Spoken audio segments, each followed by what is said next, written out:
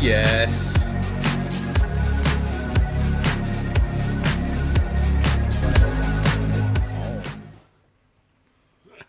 That fade really needs some work, StreamYard. That is the worst fade ever.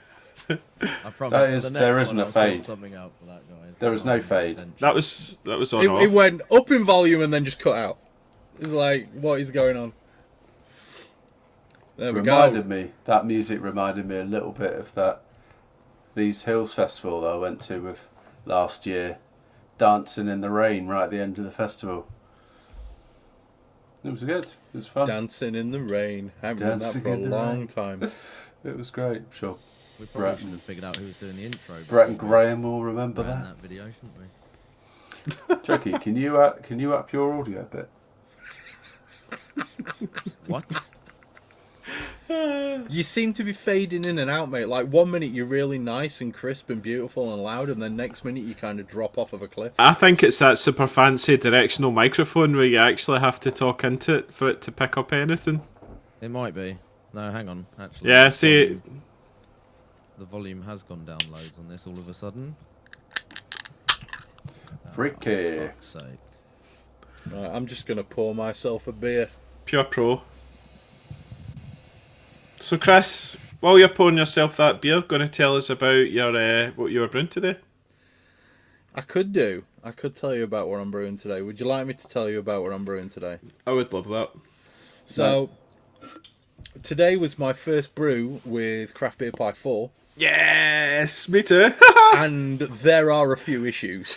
Yeah. Just a couple of issues. And it's user error. It kind of is and it kind of isn't. I think part of it is to do with... I think part of it is to do with the way in which it's been coded. You kind of have to... You have to finagle your way around it. Yeah. It's not like three. There's the way 3s went to 4. It's totally different, isn't it? Oh, mate, it's a completely different piece of software. Yeah, However, yeah. Just let me have a wee snort on this bad boy.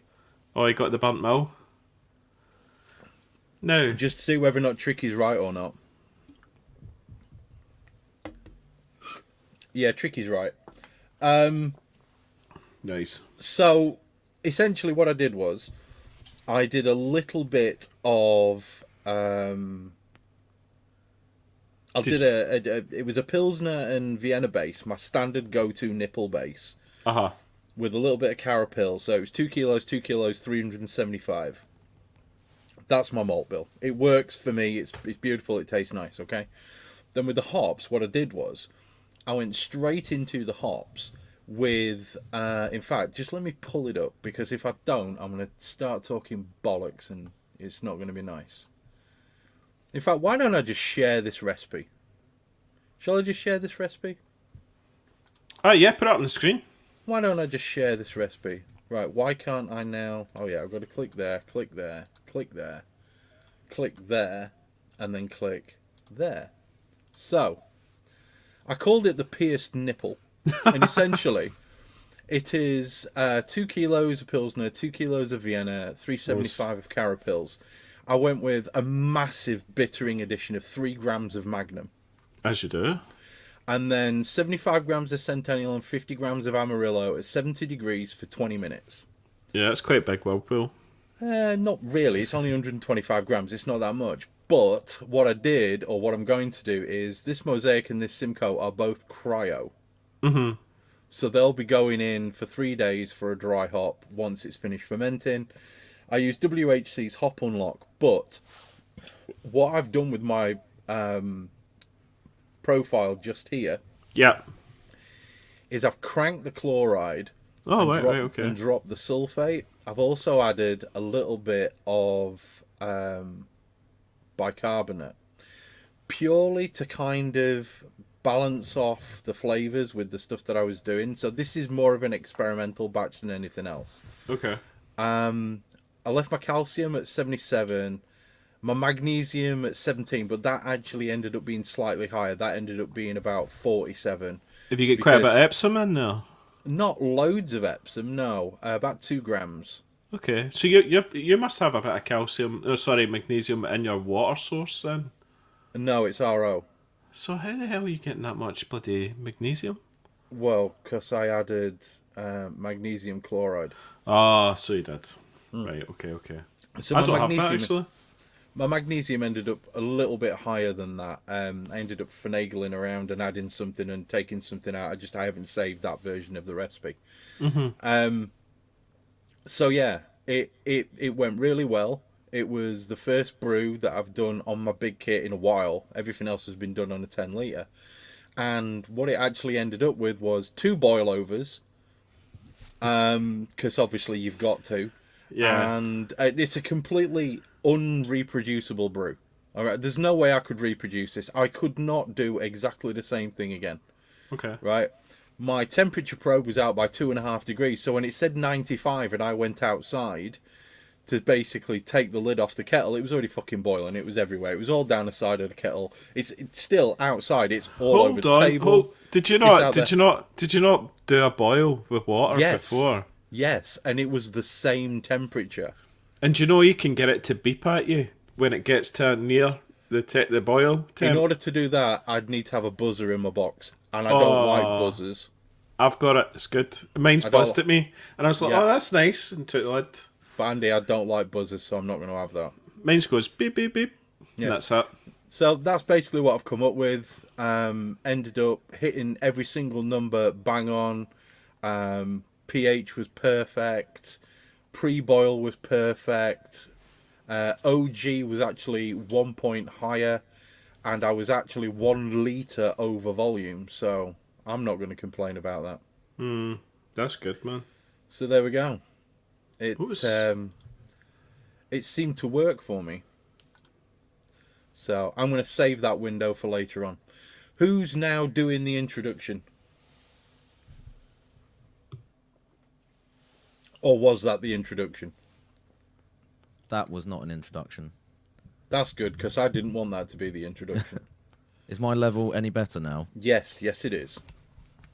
Okay, right. I think you need a proper microphone though, Tricky, if I'm honest.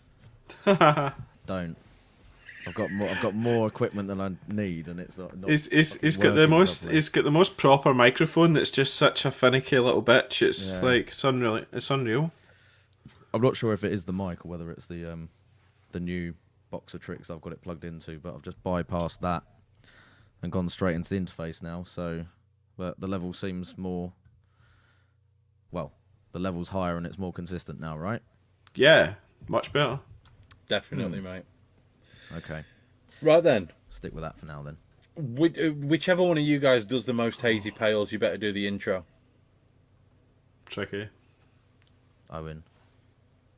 Tricky. Can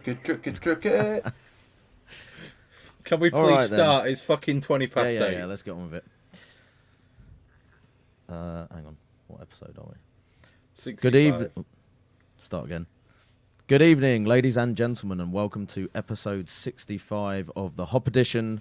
Tonight we are delving deep into the murky, hazy world of hazy pales and IPAs and all of that kind of fun stuff. So that's what we're doing. But before we get into that, as per usual, we'd like to say a big thank you to all of our patrons. This week, particularly to a couple of new patrons. So we've got Pete and Steve who have joined us as patrons. So big shout out to you guys and many thanks for your contribution. And also, as ever, massive thank you to our main commercial sponsor, Brewkeg Tap. Do make sure that if you are in the market for any kind of kegging or dispensing or brewing kit, particularly stuff from Kegland, that you go over to Brewkeg Tap and check them out and let them know that the Hop Edition sent you if you do go and buy anything from there. And make sure that, if you do need any help with anything, get in touch with Johnny because he is super helpful and will always help you out with whatever you need. So, yes, that is the intro. We are doing Hazy Pale Ales. Let's talk about what we've got in the glass, because hopefully we're all drinking that and not some sort of stout or something. It's not. Well, mine's isn't so hazy, I suppose. Not so hazy. Yeah. Well, I've got some Orangina. This basically is the Strata and Kahatu beer from Burnt Mill that I ordered on the last podcast last week. Tricky said it was nice. I trust half of what Tricky says. So half. This is it's absolutely amazing. It literally is orange juice and pineapple, and I'm getting loads of like tropical flavors. I've also got this weird sensation that I'm getting a bit of papaya, which I really like. So I love a green papaya salad, and it's just lovely. Really, really nice beer, and yeah, amazing.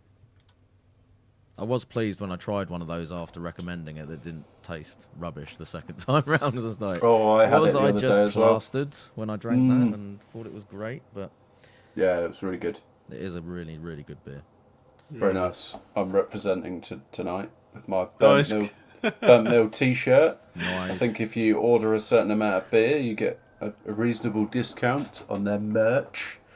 So me and Tricky both bought a blue Burnt Mill t-shirt. But we were both going to wear it tonight, and then you should have. That would have been hilarious. Like real chumps, but fanboys, Burnt Mill fanboys. So, Owen, did the missus go nuts when it turned up, or was she okay in the end up? Nah, mate, I managed to sneak it by.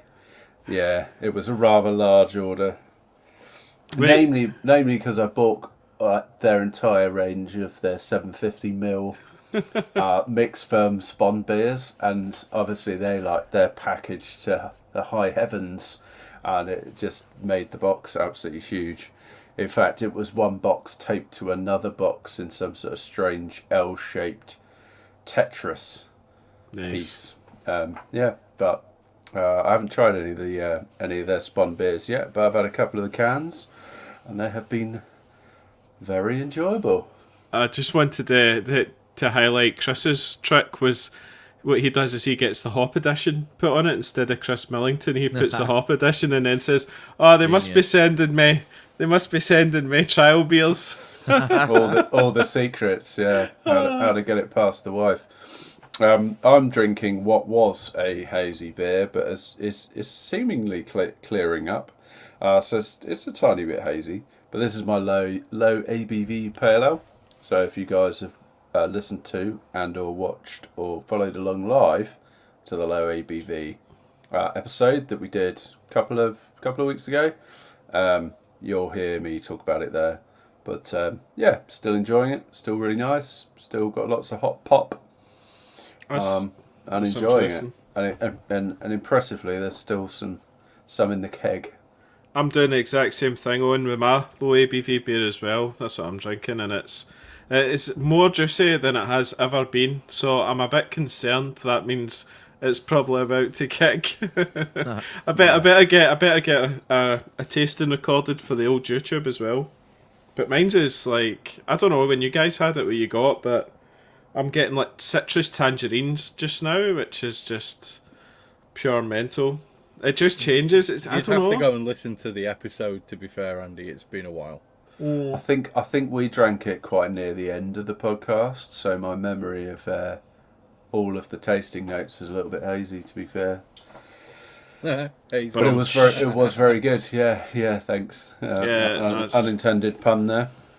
It's a nice beer, that's for sure. Yeah. Very nice. I have got the Focal Spectrum. And a Dude's Brews glass. From a recent video in the Dude's Brews glass. So I'll probably talk a little bit about some of the stuff that went into this in more detail later, as it is obviously going to be part of the conversation anyway. But the thing was that with this was it was a showcase for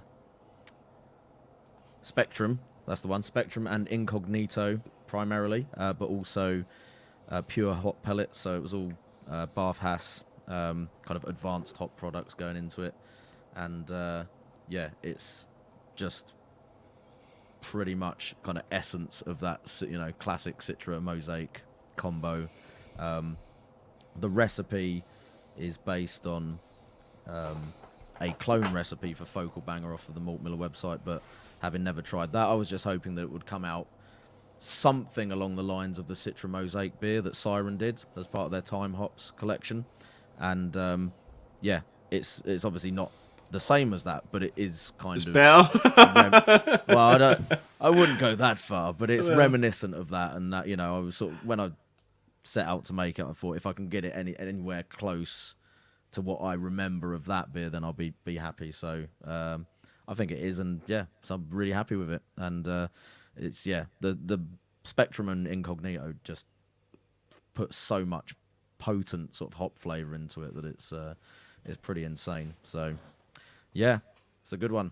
There's a video on that, by the way, just in case. Of course, there's a video on that. It was two videos on that one. Yeah, it was a good video, and it was a collab as well, wasn't it, with the Malt Miller? Yeah, man. All about the collabs these days. It is about the collabs. That's that. We should probably do a collab video. Yeah. I was just waiting. No. You motherfuckers need to get a room, is what you need to do. He was fishing, I could tell. Right then, who wants to talk about the history of the Hazy IPA and Pale? We kind of covered this a little bit in our Nipah episode, but I'm sure that was a long time ago, and we need to talk about the origins of the yeast and stuff, because we've all kind of had a lot more education from various brewers and We have. yeast company owners. Yeah. and hop company representatives since we did that episode, so maybe we're a little bit better informed than we were. That is Probably not. Somebody go ahead. Forgotten it all. Yeah. Somebody go ahead, cover the history of these things, because I'll be honest, I brew fucking lagers. You love a clear beer, don't you? I do. All right, where are we going to start? So the history of the hazy, probably the Hazy IPA probably came before the Hazy Pale Ale. Yeah. Right? And that typically was kind of the northeast coast of the United States, so areas like Vermont, and I believe the kind of Alchemist was probably attributed as being the first kind of pushing out this new style of effectively kind of New England IPA, as it has then become known as. And I think if you rewind a little bit, it kind of was really in response, I guess, to the West Coast IPA craze. And I think what they sort of landed upon was using these very fruit-forward English ale yeast strains that tend to not attenuate too low, so it tends to leave some sweetness in the beer.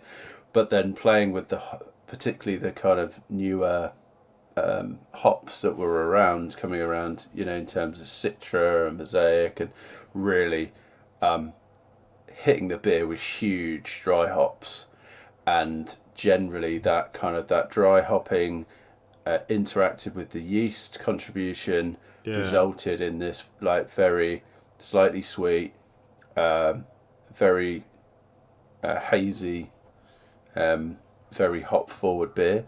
And that is effectively what we then sort of now know as the New England IPA. And I think that's gone through a lot of different iterations. But I think it was that the haze actually was more generated as a result of the yeast and hop interaction.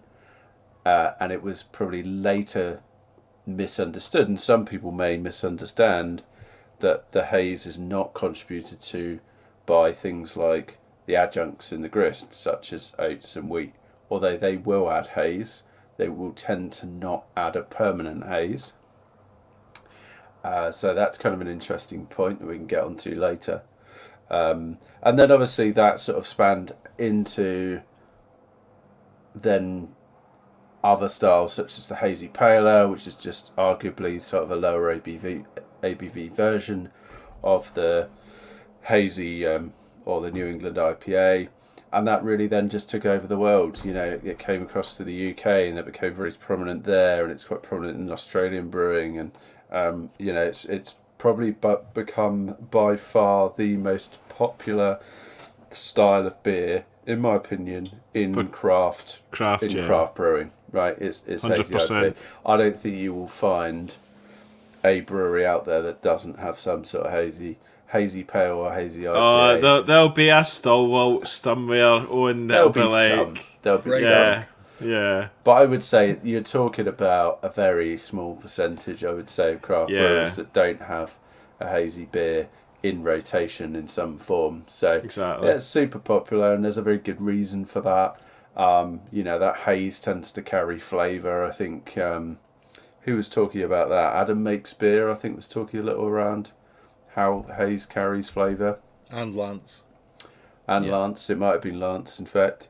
So yeah, there's a really good reason why, that it's become a super popular beer, and I think people really like. It's quite, in my opinion, a friendly beer style because it's fruity. It's not bitter. It's not bitter. It tends to be a little bit sweet, and it's got a nice big mouthfeel, and all of that kind of just contributes to sort of quite a friendly, introductory kind of beer, and probably something that people haven't drunk before craft beer, or people that aren't really into craft beer probably haven't really drunk that style of beer before. Are typically just drinking quite clear, bright beers, typically macro lagers and that sort of thing. So it could be quite novel, I think. I've talked for long enough. Anything anyone else wants to add to the history of hazy beers? I'd like to cover one specific thing, if I may.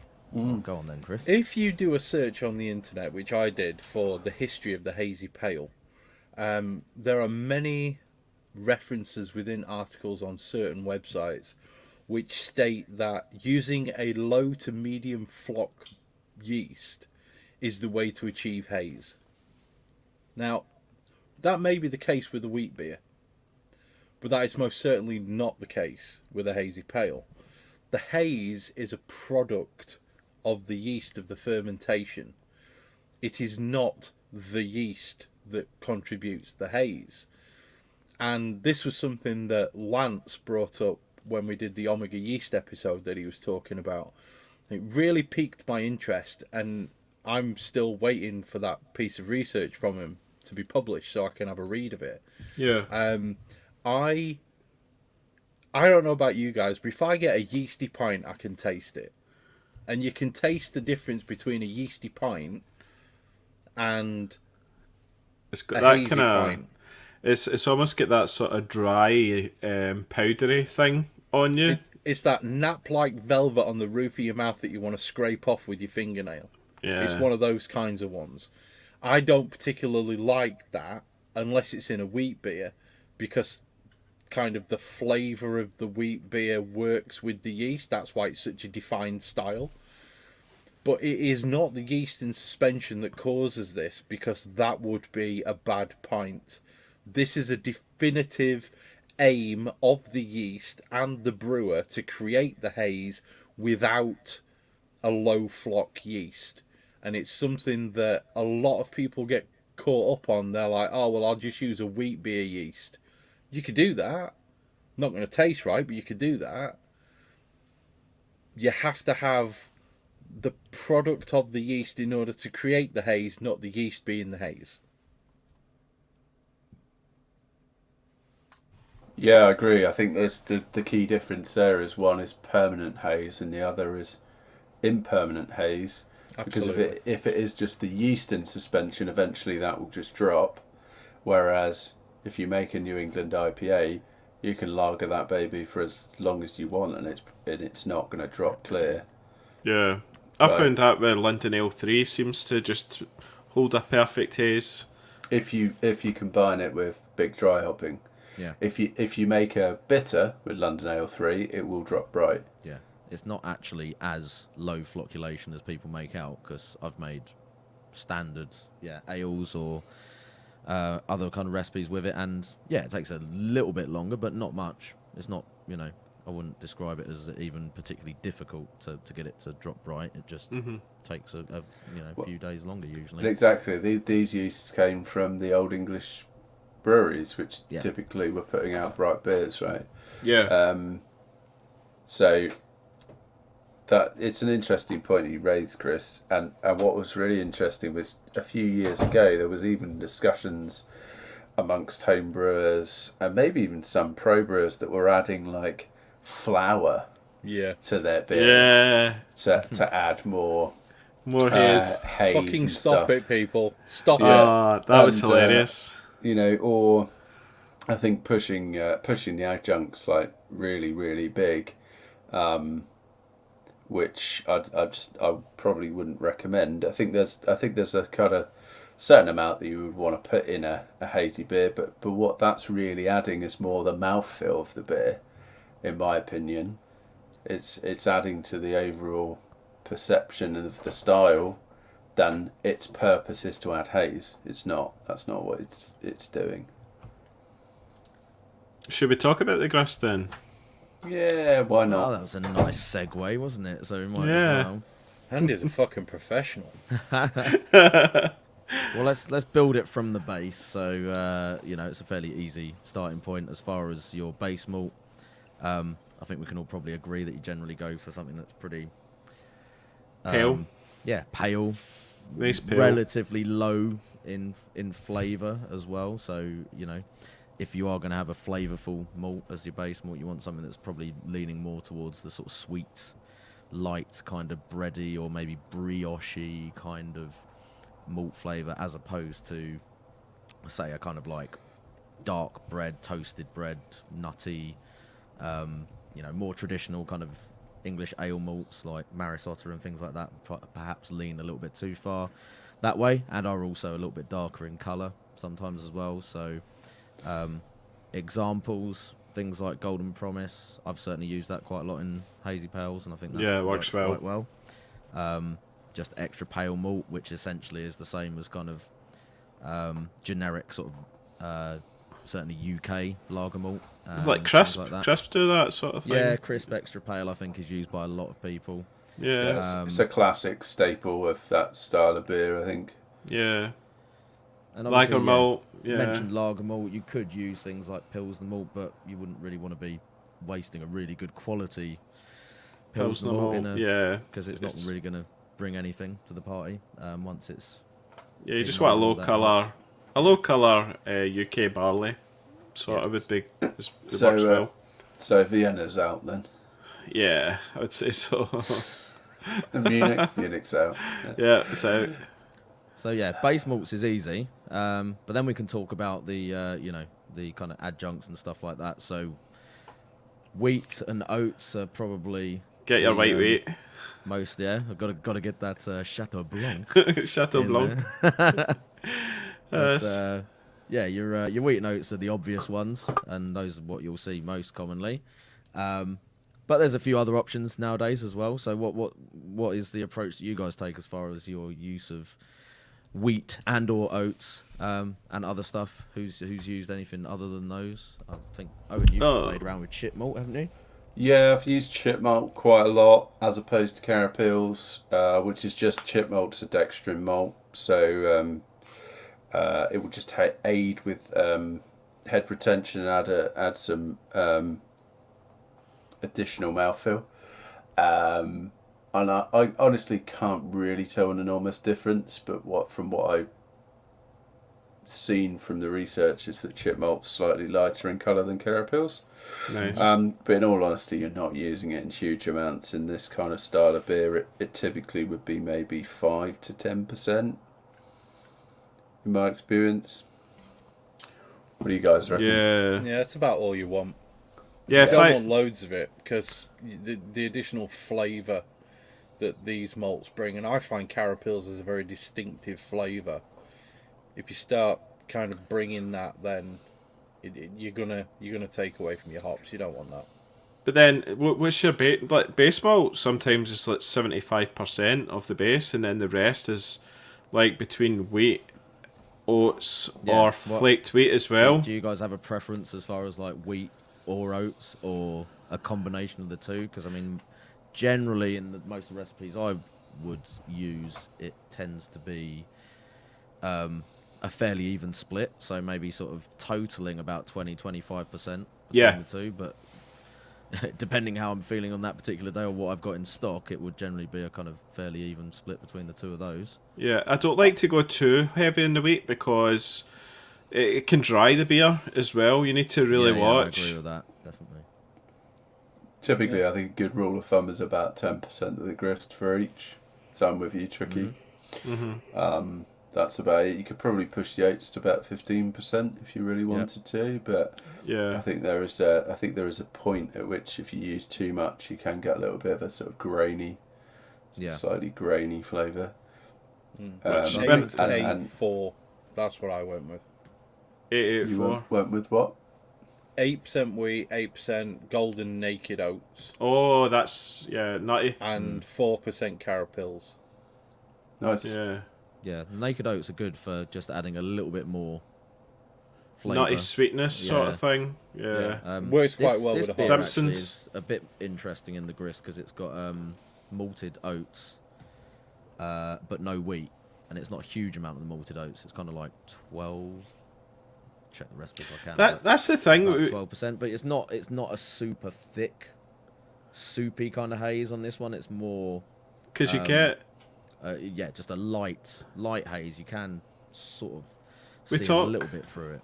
We talk about, like, wheat and oats and all that, but you need to understand as well that it's either... It can be malted, you can malt the product, or you can leave it That's what I was trying to get unmalted. towards there. Yep. Yeah.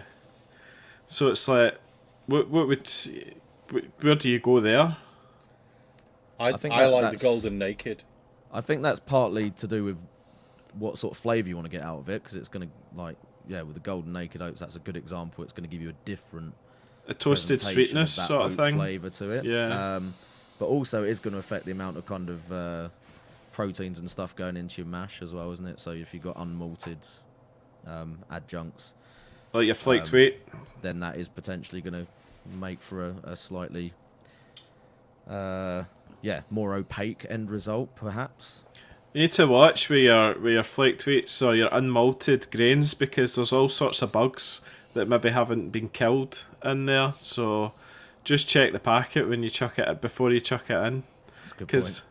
what was it? Is it weevils or something like that? I found weevils in my flaked wheat before I'd went to use it, and I was thankfully didn't. So Extra protein, mate. It's Extra all good. protein. I'm sure When- they'll add haze. Weevil When you haze. had your little tablet, when you had your whirl flock, they'll just float to the top anyway. Don't worry about them. It's amazing though, because it's like in the farm they'll be in big massive bait, like just a big in a farm's barn, and it'll just be a big pile at high sort of thing. So there's all sorts of moths and all sorts just getting crushed and killed in there sort of thing. So yeah, It's a natural product. that's it. But- Bit of a question from Brett Simmons, which it seems appropriate to take right now. Are golden naked oats trademarked by Simpsons? I've not seen them by anyone else. Correct. I haven't seen them. Yeah, I've got a feeling there is a trademark on those, but Yeah. Is it like the toaster or something? I think they toast kiln oats? it, don't they? Do Yeah. they kiln them? Yeah, because they're definitely a darker colour, right? Yeah, I like them. and a lot smaller. Do you mill them? Do you actually? I don't know. can't That was the remember question. now. Can't remember. Chris, did you mill your naked oats? I think I milled 50% of them because I wasn't sure. Amazing. Yes. You went, yeah. Might as well. I'd have to find the brewing book, and it's up there, and I can't be asked standing up because I had a massive fuck of stuffed crust pizza. Yeah. And I'm feeling quite Jabba the Hutt at the moment. I know the malted oats that went in this did go through the mill because they were literally just Yeah, whole loads. they're crushable, whereas Yeah. the what do you call it, the unmalted oats are a total nightmare. They will not pull through your malt mill. Yeah, they're a bit gummy, aren't they? And if you've got the ones with the husks on them, right, like I do, Add then twice as many, right? add twice as much than the recipe calls for. Yeah, I couldn't understand That's why my original gravity was much lower every time I used those bloody oats. Turns But out. I bet your fucking sparge went quick though, didn't it? Oh yeah, no issues. The old oat husks adding a nice bit of structure to your mash. Absolutely. A bit like rice hulls. Yeah, so they're good for that. Yeah, yeah. Brett has just said it would be interesting to research the process that they use. Well, I think our resident Schiller might want to email a different maltster, since the maltster that he went to see are shit and aren't actually getting back to us on email. That's a good point. So maybe you could contact Simpsons and ask them if they'd like to come on the pod specifically to talk about the malting process. But in that, we'll slip in a question just for Brett Simmons about the process that they use to make a golden naked oat. Well, we can always try. Yeah, it's worth trying. I think there's a requirement of the maltster to be naked whilst kilning. I need to go there. I enjoy getting my balls out. I'm sure I was thinking, Chris, that's something you'd probably love. Mate, I'm all about getting my balls out. There's nothing else, just a massive pair of bollocks with a stump. I think Chris is a naturist in the making. Naturalist, yeah. Rapidly dragging it back to the grist. I think, so I don't think there's a definitive, like, this is how much of, the wheat or the oats or whatever you should put into a particular thing. I think 20 to 25% is a good ballpark figure in total if you're going to use both. But you can try one or the other and see what you like. I mean, you're going to get slightly different results. It's always going to be a level of, personal preference and what flavour you prefer from those options. And you can look at other alternatives as well. I mean, there was a point where don't see this so much now, but there was a point where lots of people were using rye as well in sort of hazy beers. I mean, those people are just wrong. I know Chris wouldn't agree with that. I've never brewed with rye. Never. Neither have I, actually. I feel like I need to rectify this. There was a particular brewery, I think it might be Magic Rock, actually, that loads of their hazy beers would have rye in, and they were kind of using that as an alternative to... We had one up in Scotland. Drygate had Axeman Rye IPA, and it was like, before I got into brewing, it was one of my favourite beers. Yeah. And yet, somehow, I've just never brewed a rye IPA. I think one of the Unity beers used to use spelt. That's another. I think that might have been Collision or Conflux used to have spelt in it. But spelt, for people that aren't aware of what that is a very old heritage wheat. So it's very similar to wheat. It just carries a slightly different flavour profile. Mm-hmm. What people need to realise at this point is both of those grains that have just been mentioned, both rye and spelt, should only ever be used for bread making. Okay? Don't put them in beer. It's wrong.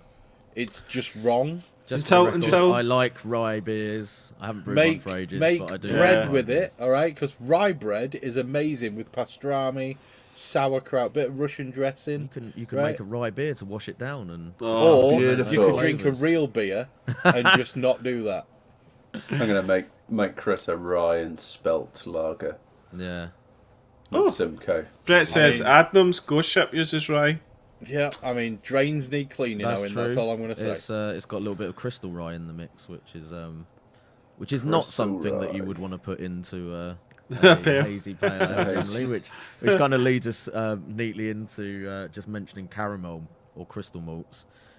We briefly mentioned carapils, which is or dextrin malt. I mean, personally, as far as caramel malts, I would say anything unless it's super low colour, you would generally want to avoid, and I typically wouldn't use it unless it's in a lower 100 grams like ABV. Well, yeah, a low quantity anyway, but I wouldn't tend to use it in like the bigger ABV beers, because you're going to get sweetness from the malt, anyway. the extra alcohol and the extra malts that are going in anyway. So I don't think it's something you necessarily need anyway, except perhaps with the if you're going for a more session strength kind of hazy pale ale. So you'll see it in recipes like the Sonoma recipe, where they'll use like Caragold or a very light I used that today, crystal malt, and the one that I did with Adam as well also had a decent quantity of Carahel in it, which is essentially the kind of German equivalent of Caragold. But yeah, I'd say sort of like 10, 15 maybe Yeah, 20 so EBC 12, is about the something like top that, yeah. limit that you want to go to. And there can be issues with the, and I think this is more the case for the darker ones, with kind of crystal malts contributing to like oxidation. Yeah. And just stability issues. So That's why they moved from crystal malts to Munich malts for your West Coast Pales Yes, or West yeah. Coast IPAs to get I away think, from that. That guy that they interviewed for that craft beer channel episode talked about that a lot. Is it Russian River? Yeah, Russian River. Vinny Chorizo or something. Yeah, that's the one. That's the one. Vinny Chillerzo, yeah. I think you can. I've used a bit of Munich in like New England IPA, just to sort of, not in a large quantity, but just to add a little bit of sweetness to the mix. Mm-hmm.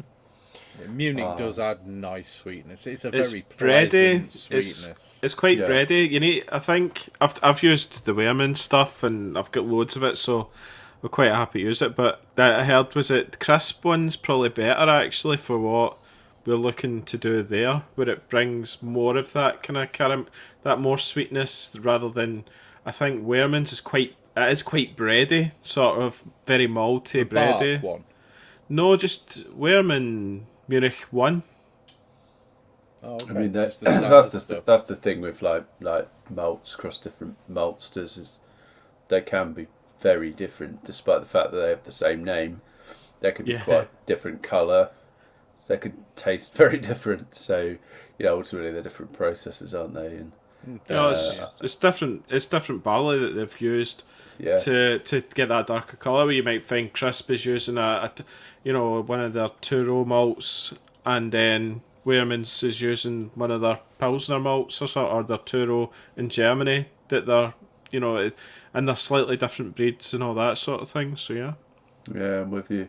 But yeah, I think I've used it sort of about 5% or so, just to kind of add a little bit more depth and a little bit of sweetness, if that's what you're looking for, or the perception of sweetness, perhaps. Yeah, I've been using it on my dry hop lagers. I've been doing a kind of adding quite a bit of Munich in just as a little bit of sweetener, and it's banging. Yeah, I used to, when I first started making the nipple, I used to split it directly down the middle. It was 4.5 kilos of Pilsner, 4.5 kilos of Vienna. Sorry, 1.5 kilos of Pilsner, 1.5 kilos of Vienna, and 1.5 kilos of Munich. Oh, And freeway. that used to be my base. Yeah. And it used to give such a lovely flavour. It was a really nice sort of base flavour that works with a lot of, stupidly hoppy beers. It is really nice. Yeah, you get a lot of malt flavour from that, wouldn't you? It doesn't really overpower the hops, so it works quite well with it. It gives Not it that when you put loads of sweetness. hops. I mean, 600 grams of hops in one of those is quite nice. And a 5 gallon? Jeez. Yeah, I mean, go big don't or think- go home. Nah. You No, know? you're right. One thing that we need to mention at this point, and we're all about the health warnings or health awareness on this podcast. Maltodextrin can be used to add body to these kind of beers, and there's a brewer who uses quite a lot of maltodextrin that we know, Timmy, when he used to do his NEPAs that were basically £83 per bottle, as in weight, not money, although they weren't far off that on money. Essentially, maltodextrin is incredibly available to the body. You're essentially taking in pure dextrose sugar, pretty much. That can be quite bad for you. That's going to spike your blood sugar levels really quite badly. And if you've got any kind of like diabetes or anything like that, it's probably best to avoid it. It has a really... Which one was it, Owen? Was it high or low on the glycemic index? It's basically the highest thing on the glycemic index. So that sugar is immediately available in its sugar form. I would not be surprised if you had a couple of pints of that if you were buzzing your tits off. I mean, Is that why we were all raving at his beers? This is fucking amazing! This is fucking amazing! it's going to be a bit of a sugar rush when you drink that stuff. Presumably that's why it's used a lot in exercise supplements and stuff like that, Yes, because it's just yes. like instant energy for you. It's basically massively bioavailable. As soon Yeah. as you eat, that's going to be absorbed between the stomach and the small intestine. So after about 20 minutes after eating it, you're going to get a massive blood sugar spike. Just be careful with that one, guys. We don't want anybody sort of keeling over. But it does give you a nice cheaty way to bump up that body and final gravity in the beer. Yeah, I mean, Timmy's Neepers were pretty legendary. Just being They're like, fucking you could amazing. stand up a spoon in them. They were, and they carried such amazing hop character. Yeah, They were a meal in If you itself. put one of those in a glass bottle, you could use it to break double glazing. Let's just leave it at that. But you got them and you were like, wow, this feels really heavy. It was quite dense. Brilliant. So I guess the only other additive that we can briefly mention along that line is lactose. But I think that's something that, I mean, we wouldn't personally be putting that into hazy pale ales, because you are generally kind of leaning into the sort of milkshake style, or the much derided milkshake I don't want to hear that word. Which we're not gonna say any more about. But all I will say is that a brewery that's quite dear to my heart do make a hazy, a series of hazy dippers that they manage to use the lactose really well in the gold top beers. So it can be done well, but in most cases it's used very poorly. So it's not my. It suits a higher ABV, I think, the lactose. So if you do put lactose in, you're better off going 6% plus, and then it works. Whereas a lower ABV, like just a pale ale, nah. Yeah, it just starts to taste weird, I think. I think if you are going to use it in the same way as Track do, which for the record I think is, you don't notice the lactose really, do you? But just be very measured with it. Yeah. Don't go nuts. Don't go add a half a kilo. Sort of maybe 100 grams may just give you that extra little bit of sweetness, a little bit of body, a little bit of something you're going to kind of not necessarily go, oh, there's no lactose in this. Mm-hmm. Whereas the milkshake IPA phase, which I'm so glad is dead, was there's still beers out there. There is still horrendous, you know. It seems to me like it's a lot of the older breweries trying to catch up on the kind of craft beer scene, who are still trying to milk the lactose beers. Very good. Fully intended. Very good. But that's only because they're about 2 or 3 years behind the the actual sort of trends that are going on there. Sour. A diesel sour. I mean, to be fair, if this has got diesel in it, it should have been a damn sight more than £3 a can. Yeah. Oh. Did that say diesel? What is it? Well, it's red. Diesel, is it? Okay. I think we're done with the grist anyway. Should we move on to our recipe building process here and talk about yeast? Yeah. The magic world of yeast, which I think is absolutely crucial to this style of beer. As we talked about earlier when we was talking about the history of the hazy IPA and the hazy pale, it's going to be the older English ale yeast strains. So London Ale 3 is an enormously popular yeast for this style. And there seems to be an awful lot of kind of derivatives of that yeast in effect. So this is the old Boddington's yeast, so the Boddington's UK brewery. Eventually that kind of became London Ale 3. Who kind of named it London Ale 3? Was it kind of... It was. You've got to assume that there's some slightly confused American geography that's gone into that. In Boddington's in like Manchester or something? Yeah, yes. I don't know. It's the cream of Manchester. It's fucking nowhere near London, you fucking seppos. There you go. So it's a slightly confused geography going on. But LA3 now has kind of numerous derivatives I've mentioned. So the dried verdant yeast is a London Ale 3 mutated to the point where it's become its own yeast. the Vermont or Conan yeast, which by all accounts is rumoured to be the alchemist's house yeast, which again I think has probably done the same thing as what Verdant have done with it, and just kind of reused it until it's become its own thing. But there are other English ale yeasts that you can play around with to create similar outcomes. Has anyone else used anything other than LA3 or other English ale yeast strains? I don't want to admit this too early, okay, because I know you're all going to laugh at me. When I was a young, stupid, inexperienced brewer, USO5, about 3 weeks ago, I tried using Ringwood. Nice. Unsurprisingly, the laziest fucking yeast on the planet didn't really do very much, and I think I ended up pitching. It might have actually been SO4. I ended up pitching. SO4 is another one of those weird ones where it gets to 1022 and then just dies or something like that. Out. It has a nap for a few days and then. I have used SO4 as well, actually, for because it came in the quite a while back. I got a kit for a track, their table beer, Toya, whatever it's called. And at that point there was no dried version of LA3, so they put SO4 in, and it did a reasonable job, to be fair. I mean, it's got some fruity esters, and it's, you know, it can certainly give you the high final gravity, not always intentionally, but it responds to higher mash temperatures and stuff. So SO4 is not a completely ridiculous idea to use that one. Could you use something like? Could you use something like Windsor? Could you use Windsor?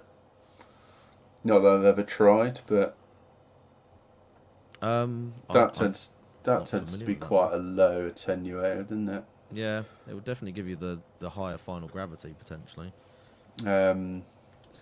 Sorry, this beer is fucking horrible. Oh, Chris! Oh dear. Is it the diesel?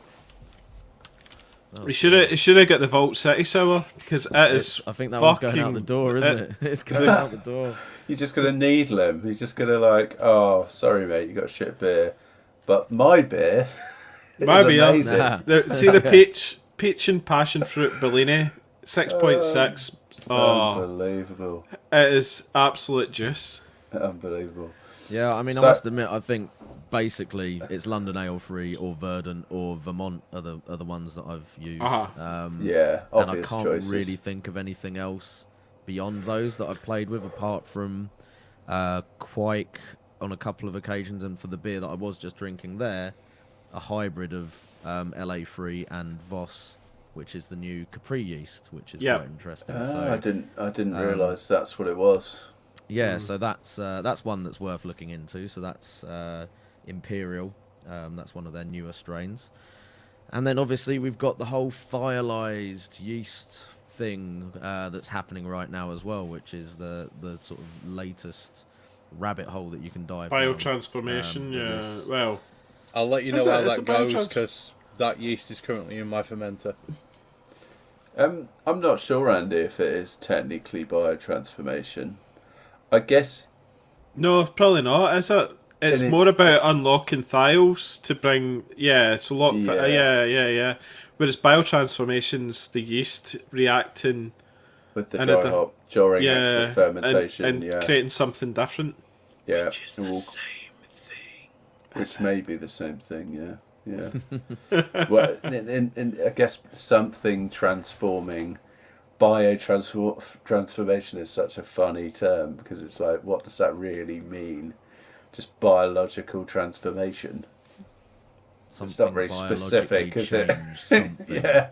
A caterpillar becomes a butterfly. To everything, isn't it? Biotransformation. Yeah, exactly. So that's an interesting one. It was at the WHC Labs. What's it called? Saturated. Hop Unlock. No, Saturated, the yeast that's London L3. Yeah. It said in the packet that it creates biotransformation when hops are used with the yeast. Mentions on the actual packet itself. Which I think, sorry to cut you off there, Andy, but I think That's probably the essence of what that whole permanent haze thing is. Because it's not yeast. Lance Shaner from Omega was talking about his research into trying to discover exactly what that haze is. Right, we've speculated that it might be some kind of hop protein binding together and staying within the beer. So it'd be really interesting, as Chris said, to kind of read up on Lance's research. Sorry, Andy, what were you saying? I interrupted you. No, I was finished, mate. It was. You were rambling. I cut you off. I was You were lacking an important point. Mon the Bevies, yeah. No, just this Vault City beer's just absolutely outstanding. So. Is that the honeycomb one? Yeah, what is it? Honeycomb? It's kind of like it's almost like a paisley pattern that's on it. But it's peach and passion fruit, Bellini. It's my mouth's just absolutely I just want to go back for more, you know. I think we can probably say it's the better of the two sours. I'd say it's the better of the two, yeah. Do you remember that time when Kanye West came up on stage and he said, "I love you, man. I'm gonna let you finish. However, this beer's fucking epic." It was you cracked it the burnt mills. Yeah. Tried and tested. Mate. Was it Cloud Chamber? Citra, Talus, and HBC 586. New England Pale. So this is bang on style for what we're doing. And it's not that hazy. It's kind of like... this is what I kind of want to talk about when it comes to the haze levels, okay? Yeah. There's the Kahatu beer that I had at the start, which is essentially Sunny Delight, okay? Yeah. And then this is my kind. This is my kind of pale ale. It's like orange squash that's a little bit too strong. That's the kind of colour that I want. The flavour from this. Owen, I know you've got this beer. You need to try this beer. It's in the fridge. I'm thinking about going to get it. You need to go and get it. This, mate, this is a hard-on in a can. That one's it's fantastic. Burnt mill loving. I've got that in there. I was planning on having that for the after party.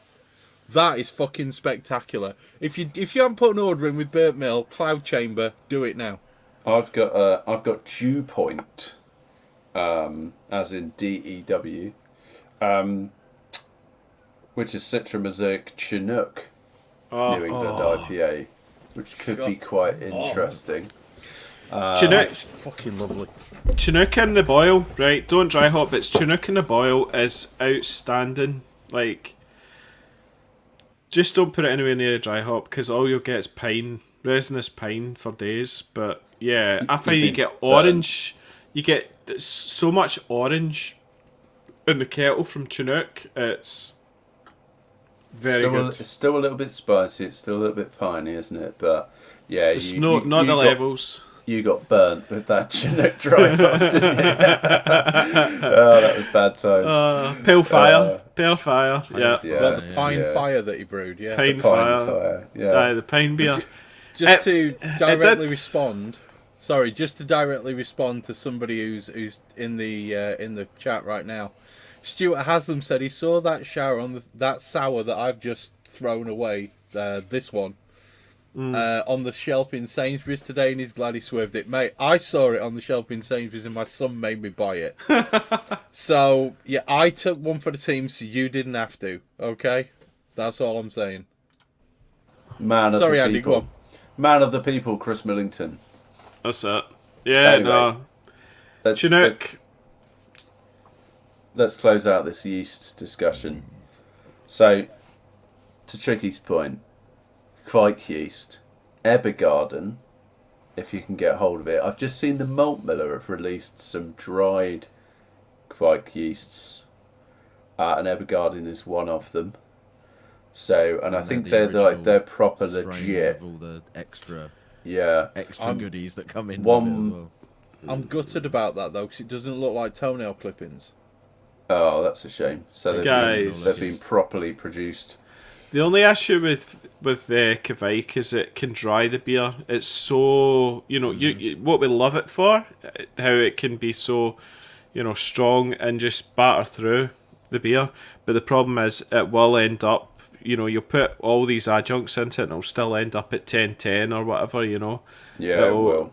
Yeah. Yeah, so I think maybe you might want to think about sort of a tactical 71 degree mash to try and sort of combat that a little bit if you're looking for a higher finishing gravity on what is going to be a bigger New England IPA. But Evergarden, a word of warning on Evergarden is don't use any hot side hops.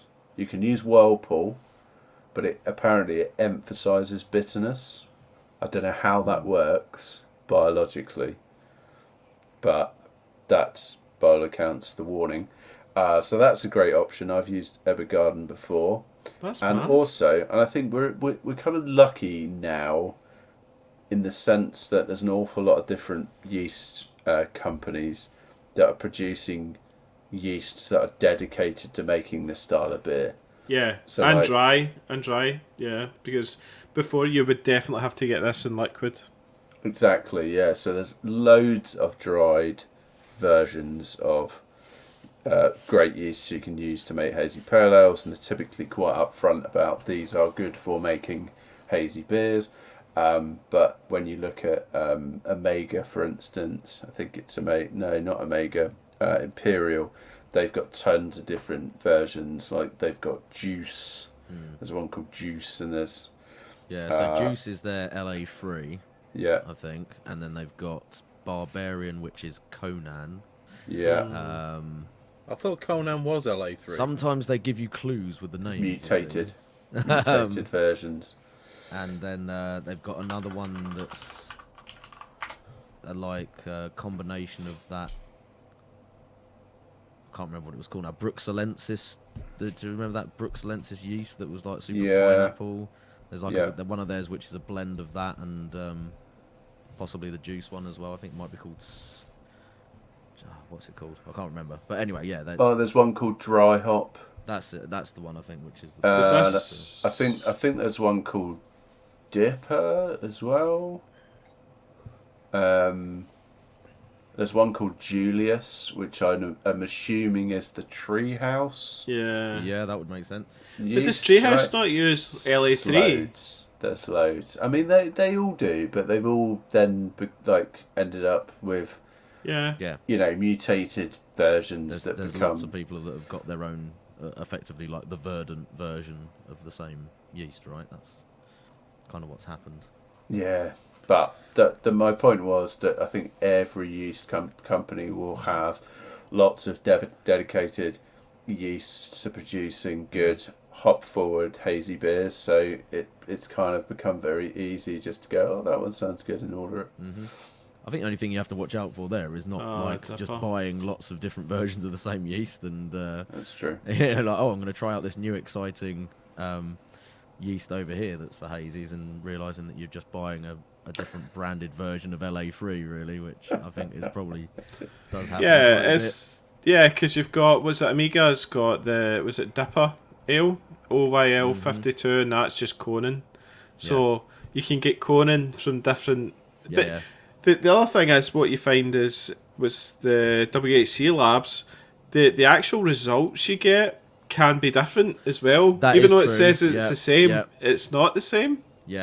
I guess there's still merit in trying them, I guess, to see which one actually performs best for you, and in your particular brewing system or whatever as well. So I mean, I've been really happy using the saturated dry version of LA3. I think that's I got a brick. That'll be staying in my armory. You went for the whole brick. But it's so cheap. Committed. It's literally you're paying £40 for a brick of yeast, and then you just split it into 100-gram and baggies. Now you know that you can put it in the freezer and keep it for years. You're laughing. Pablo Lynch is trying to spin up his empire.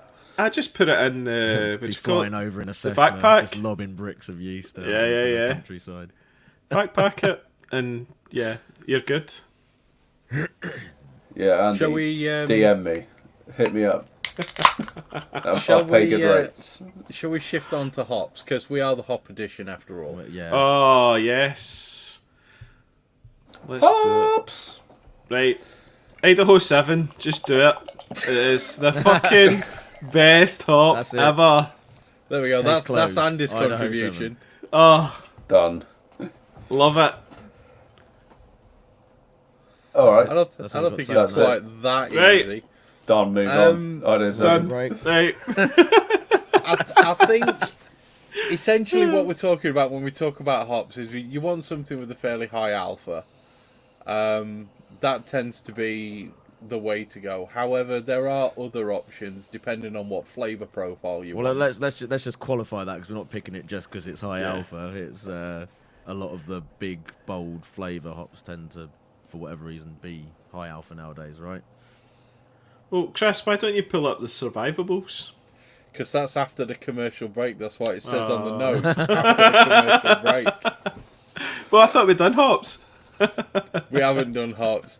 It's essentially what we're looking at is you're looking at the big, fruity, bold, in your face, kind of American, New Zealand, Australian hops. Don't really go for anything English because it don't fucking work. Well, all I can are Jester. Just actually coming back to that, shit. what is with the kind of correlation between the high alpha and do you think that's just because if you're going to have lots of oils in the hops that they're probably going to have a lot of alpha acids as well?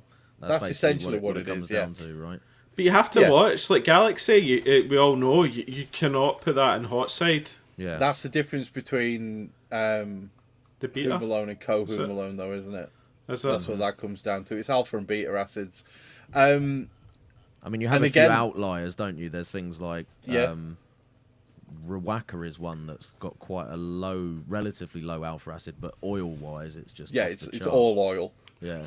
It's must, all like, the fucking cones oil. must just be fucking dripping. Like, Yeah, it's a weird one. Actually, there was a Ecuador. really interesting image that I saw on Facebook. Somebody showing a Galaxy cone, oh yeah, I saw that. and It's it's just all fucking yellow. Yeah. I mean, That that's was that's Treehouse. That was from Treehouse. it. Yeah, So that's what it is, though. That is literally the co-Humalone. That's the oily, waxy resin that's left. But what these oils and what these acids do is they bring a lot of flavour. Okay, they bring all of that myrcene, linalool, all of those really nice sort of compounds that we love that give us grapefruit and pineapple and papaya and all the other bits and bobs. And it's also worth mentioning that some of the old school, we say old school like it was fucking 1825, but it was the old school hop, 1975. the 1995 hops, things like your Cascade, your Centennials, they all have a place within these kinds of beers because depending on what you want flavour wise, you may have to tweak and blend. Yeah, You're layering. you might have to tweak, you might have to blend, you might have to layer. And one thing that I'll say is don't be scared to throw in a Noble at 30 minutes to give you a scaffold. Chuck some Saz in, chuck some Pearl in, chuck some Hersbrucker in, just to give you a base to build off of. It makes a difference. Bit of Fuggles. I wouldn't Maybe recommend not what's Fuggles. going on here? He's gone way off piste. Fucking. Unless you want it to taste like a matchbox, let's not do that. Yeah, this isn't on the notes. Where's he going with this? He's off piece, guys. Mute him. Yeah, the one thing that I would say about Cascade is unless you're really into grapefruit, and I don't think anybody's really into grapefruit, you may want to fucking ease back on the Cascade because that is straightforward, unsweetened grapefruit, and nobody likes having their face turned Centennial. inside No, out. Centennial's more punch grapefruit. I think our palates differ, Andy. Well, Centennial was kind of labelled super Cascade, wasn't it? But I think actually, in my experience, Centennial gets more into slightly citrus vibes than grapefruit. I know grapefruit is citrus, but More rounded. They are So, but- they are different. They are different. Yeah. oh yeah, they're definitely different. They have different names, and they're different hops. Just while we're on this hops front, do we know anybody within the group who's Insightful. had anything to do with like these advanced hop products? Do we know anyone? Nah. No, let's move on. Yeah. Oh, Tricky. I just before we get to that, I think what was really interesting is talking a little bit about these noble hops and talking about these old school hops is alongside these thiol unlocking yeasts that are now emerging and quite popular at the moment, probably not being talked about enough, is a lot of those like SARS, Cascade, some of the older school hops have actually loads of bound thiols in them. Yeah. So you can end up contributing a very different flavour profile out That's of your using mash those hops hops. candidates, You could use, right? yeah, the mash hops candidates, SARS and Cascade are great for mash hopping by all accounts. Add loads of then bound thiols into the work, which the yeast can unlock. But you could also then use them in the whirlpool, potentially the dry hop, and the yeast again is going to start to unlock some of those thiols that might add very different flavour profiles. So that's quite Which is interesting. Incidentally, why the beer that I made today, I put Cascade. Sorry, not Cascade. I put Centennial into my whirlpool Yeah, because remembering the conversation that we had with Lance, where he was talking about different things from different hops. I decided to put Centennial in because I've still got about 400 grams of the pile that Tricky sent me when he did the massive buy for his homebrew club.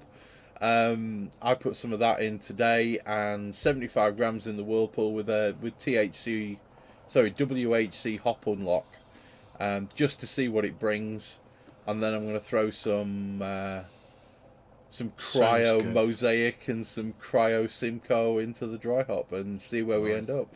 Mate, that'll be banging. It's got to be. It's got to be. I had 2 boilovers and a probe that was reading wrong. It's bound to be perfect. So before we get into any like advanced product discussion, we've obviously mentioned a few of the obvious candidates. I mean, we can pretty much dismiss Citra and Mosaic because they're just ubiquitous for these sort of beers, right? But They're great base. They're I mean, you like for good your reason, bulk. for good reason. If you're going to put a bulk clip, either one or together. Yeah, So and then, outside of those, and maybe Idaho 7, because we've talked about that already. What do you guys love as far as like hazy Azaka, beer, hops? Cashmere. Azaka, Amarillo. Cashmere. You could get Amarillo in there. Yeah. Brew One I think is a good option. Yeah. If you can hit the thing about Brew One, I found is it's dose dependent. Too much goes one way, too little goes another. You have to find that perfect amount for the beer to get that pineapple out of it. Yeah. If I want pineapple, I'd just rather use Azaka. Yeah, that's true. But don't get me wrong, I like the tropical flavour that you get from Brew One. Strata's great. Yeah. If you want that real dankness. Columbus, dank. You want dank? Use Columbus. Columbus is nice. I think that can really work well with a Citra Mosaic thing. Because again, that's a kind of scaffolding type hop that you can use. It can bring. Everyone just uses it in as a bittering hop, right? They use it hot side, but if you use it in the dry hop or the whirlpool, it can add a very different kind of flavour vibe. Yeah, it's very underrated as a dry hop actually. Yes. Sabre Talus, a great. I was going to say options. Sabro's in the brew book. You know, If you're Yeah, not yeah. putting Talus in there, you're doing something wrong. Talus is a bit of fantastic Nelson. hop. It's always a good shout. Nelson, yeah, that's fantastic. Dude, Galaxy, love obviously, if Nelson. you're using that in dry hop. What about the most It's often fantastic. misspelt hop in the world? Pearl. Oh, Uconot. Equinox. Uconot, yeah. Equinox, yeah, Equinox is good. Did you say Pearl as well, Tricky? No. No. Equinox, yeah. It's like Uconot. Uconot, it's amazing, mate. Uconot. It's a fantastic hop. I've got about. I bought a kilo of it. It's good. I've got, I think, about 700 grams in the freezer. Yeah. I actually went through the freezer and sorted out all my hops today when I was trying to dig through to find the ones that I wanted for today's brew. And I'm like, oh shit, I've got a kilo of that. Oh shit, I've got a kilo of that. Oh shit, I've got a kilo Chris, of you've that. got a lot. Yeah, I've got a lot of hops. I've got a lot of hops. Yeah, you do. Mertueka, I think, that's quite an interesting If you want, hop. if you want The pure Waka line, we've talked about. Wakatu, Rakow. Eldorado, that's a nice combo. Eldo, with mate, Mosaic yeah. as well, isn't it? Yeah, just whatever you do though, don't use Enigma because that hop's shit. Eclipse, I think we had the hop test. Yeah. With Eclipse was lovely. That was beautiful. Yeah, that was really nice.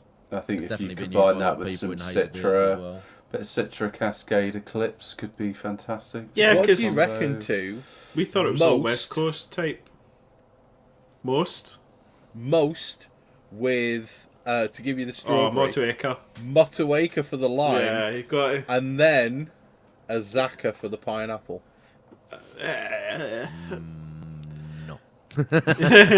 You don't have that in your fruit salads. I was you Strawberry, lost me at the pineapple, pineapple. I don't know. Actually, Chris, you could be onto something. I am. bash. It's So, a fucking along fruit along salad. that line of questioning, do you think that it is Kettle sour it. viable to try and make a decent fruity kind of hazy with newer UK Bramling hops? Cross. Oh God, what? Stop. We're still waiting for the Bramling No. Cross Nipah from Chris. Yeah. aren't Look, it's not Yeah. just me. Brett Simmons says, "How about Bramling Cross?" we? Yeah, I think that might have been tongue in cheek. To be fair, Maybe it's the scaffolding don't- during the don't- boil. Don't ruin my hopes.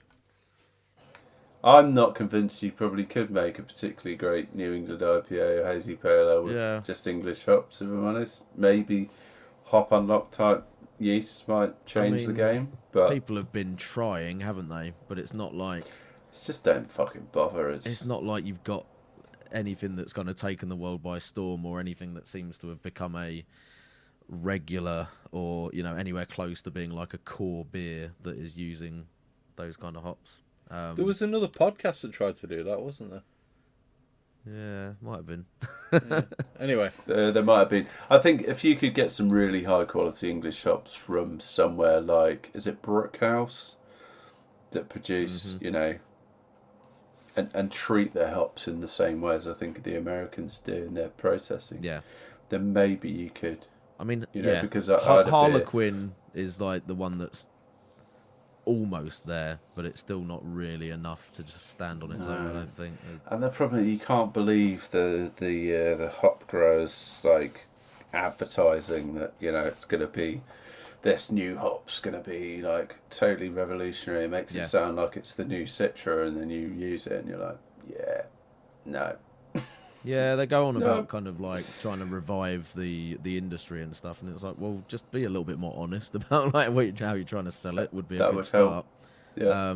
Because the number of times I've been on, like your British hop websites, Charles Farram and things like that, and you look at the description, it's like, yeah, flavour potency, 8 out of 10, and it's going to taste of tropical fucking mangoes. And you're like, well, that's basically the description for Mosaic or Citra that you've just like lifted and put on there, and then you go and brew with it, and it's like, Twigs. generic twiggy hedgerow with Why a does this taste like vague a hint of somebody threw a mango over that hedge into the adjacent field, and that's about the level of flavour that you're getting from it. I'd liken it to sort of licking a mango through cling film. Sort of, it's like you can get a hint. You can get a hint, but it's not going to taste like mango. You can see the mango, but you can't taste it. Oh, amazing. that hop plant was at one point shown a picture of a mango. Yeah. Someone lecturing it on. So a mango is a tropical fruit. The guy You driving will learn the this, tractor boy, ate a you will slice learn of this. mango while they were harvesting, and that was about Brilliant. Yeah, somebody was drinking mango juice while they were in the combine. That's what it is. The farmer had a can of Rubicon. Amazing. Anyway, I'm sure Let's we've talk had about enough these- mango jokes now. Let's talk about these advanced hop products, Tricky, because I've heard that you've brewed a beer with them. What was it, Spectral Focus or something? Well, before that one, there was the cryo beer with Robbie was the original one. So That's right. We had the Yakima Chief products, didn't Yeah, but I mean, I think like you can they're all kind of trying to do the same thing, really. Whether it's cryo or Lupamax or Spectrum or Incognito, which is essentially taking out as much of the green vegetal matter as possible and giving you a concentrated version of a T90 hop product. Obviously, the main difference is the cryos are still essentially in pellet form. Spectrum and Incognito are flowable or liquid products. And for What these did you sorts prefer? of beers, For me, I've found that the kind of flavour, the potency of flavour for me was much more obvious using the Spectrum and Incognito as opposed to the Cryo. I think the Cryo is still really good, but like the Focal Spectrum beer compared to like the Cryo beer was just like the flavour's much more intense, and I think it's not like a big difference in terms of like equivalent hopping rate between them. In fact, the Focal one may even be a little bit less.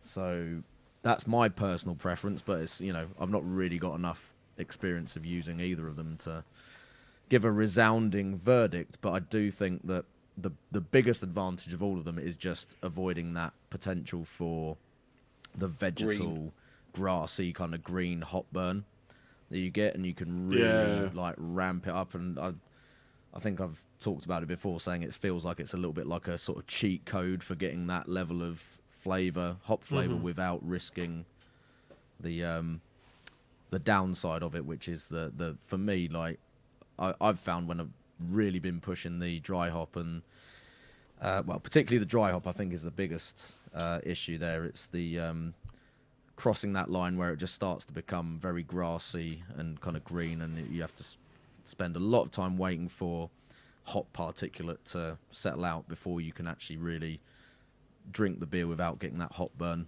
kind of flavour in there. And I think because that material is just not there with those products, that is the biggest Here's a question, of using right? those. See now that you've used it, right? And we've been so spoiled, I think, with our kilo bags of cheap hops. Cheap, I say cheap, right? But they're not cheap anymore, right? And then comparing that to the prices, because Spectrum and Incognito is not a cheap bit of product, right? But would you pay with your own money in future for these products? Or would you still be like, stuff it, I'll chuck in extra hops or whatever? I think for me, if I'm trying to do something that's really like big on the hop bill, and I know that it's going to be a pretty substantial, you know, investment anyway, like spending an extra, you know, £5-6 to do the Spectrum or the Cryo version of that, for me it's a bit of a no-brainer. I think I would definitely do that. I mean, I wouldn't be replacing like the hops in all of my beers with them, because I don't think there's any point in doing that. It's a tool for a specific style, and it's actually the style we're talking about. Because you still put hops in with it, don't you? Yeah, and actually they work better if you do combine them with standard T90s. So for process reasons, like the Incognito apparently will just gum everything up if you don't put it in with pellets, because it will it's very sticky basically, but if it's in with pellets it kind of goes to the pellets, clings onto them. And I've seen a lot of people, in fact I think we've got a comment that's literally just come in saying that it's really difficult to clean up. But yeah, I did it with pellets in at the same time, and there was some pellets in the boil previous to that, and it seemed to work fine. It didn't leave any kind of sticky residue for me, so I don't know if that's always the case, or maybe it's just the way that, you know, my sort of whirlpool system is set up or something like that made it work better. I don't know. It was a good bit of advice that you got to use the pellets. It's for process, but also I think you do want a little bit of traditional hop pellets in there, because some of that flavour from the vegetable material is still beneficial. It's still giving you that it's kind of... It's part of the beer, isn't it? Yeah, it's giving that more sort of... I don't know, not wanting to use the term vegetal, but it's giving you that more full kind of hop. Yeah, it's more of a rounded hop flavour. Yeah, than just potent. Because I think if you do just use purely Cryo or purely Incognito, and I've had a couple of commercial beers that have been like 100% Cryo or Spectrum before, and it just always feels like there's something not there in the mix, like there's something lacking. Yeah, it's like it's got all the top notes, but it's not got the bass. I think we've said this before, but for an audio analogy, it's kind of got all the top notes, but without the mid range or the the bass or whatever to back it up. Yeah. And who doesn't like a buttery biscuit bass, eh? bass, buttery biscuit base. So yeah, for certain beers, if I'm wanting to do a big, juicy Nipah, I think I'll definitely buy it and use it again. I'd agree with you, Tricky. My man-child was really having to resist hard from you saying that sticky residue, but Someone's going for it in round your streets, Owen. Can hear Oh, it. yeah? Someone's got the fire blade out. There's always one or two. Razzing it down the road. Oh yeah, you Sounds can good. still hear it now. Sounds good. I've actually used Cryo for the first time recently, and I bought some Cryo Citra, which I used in my low ABV beer. And I bought 100 grams. It was quite expensive. I think I bought it from the malt, but 100 grams was about a tenner for Cryo Citra. But I used 50 grams alongside some other T90s and stuff, and I was really impressed at what it brought, just in terms of the extra, particularly aroma, just the aroma pop. And I just felt like that was getting closer to almost what you expect from a really hop forward commercial beer. Yeah, So that's the thing, as innit? soon as I smelt it, I was like, oh, that is That's amazing. that's how they've been doing it better than me. Yeah, and I think the fact that, like, you know, they'll turn over hops a lot quicker. Their hops will be fresher. Yeah, that's you know, true. if you're pulling out a bag of 6-year-old, I don't know, We whatever can. hop, Yeah, right, that you've had happens. in the freezer. 2019. It's not gonna. I don't think it's gonna be contributing quite the same Yeah, that's true. flavour profile. And I because think we it do bulk degrades. buy, I it agree does with that degrade. totally. It degrades over time, and even Yeah. if they're in the freezer. And I think if you are going to be making a beer that you're really proud of, and you want amazing hop aroma but and it's flavour to cost. it, is get something But fresh. But and Owen, think- it's cost. It's Yeah, of cost. course it is. Of course it is. But then, you know, you get what you pay for, right? Yeah. I think there's also an element of, you know, like the hopping rate for a home brewer is not necessarily going to yield the same results for Yeah, big batch. flavour and aroma as you are going to get in the commercial scale for reasons the- of and the beast. for like utilisation reasons and the like other process aids and tools that they might have. So, you know, there's the commercial breweries going to be doing stuff that you just can't replicate at home in terms of their process and all the rest of it. And I think one of the differences with the Incognito and Spectrum is kind of like, well, 100% of that product is going in, and it's not, you know, there's not any opportunity to kind of lose that really. So for me, I felt like the impact of those, particularly notable for me with the Incognito, is when it like hit the kettle. That was like the most You're saying the aromatic, aroma was like, insane. Citra. You know, it was literally like just went in and it was like Wow. Citra. The whole garage just smelt of Citra hops straight away. So Did you get a hard on, Chucky? there might have been We a bet. semi at that point. Yeah. Semi.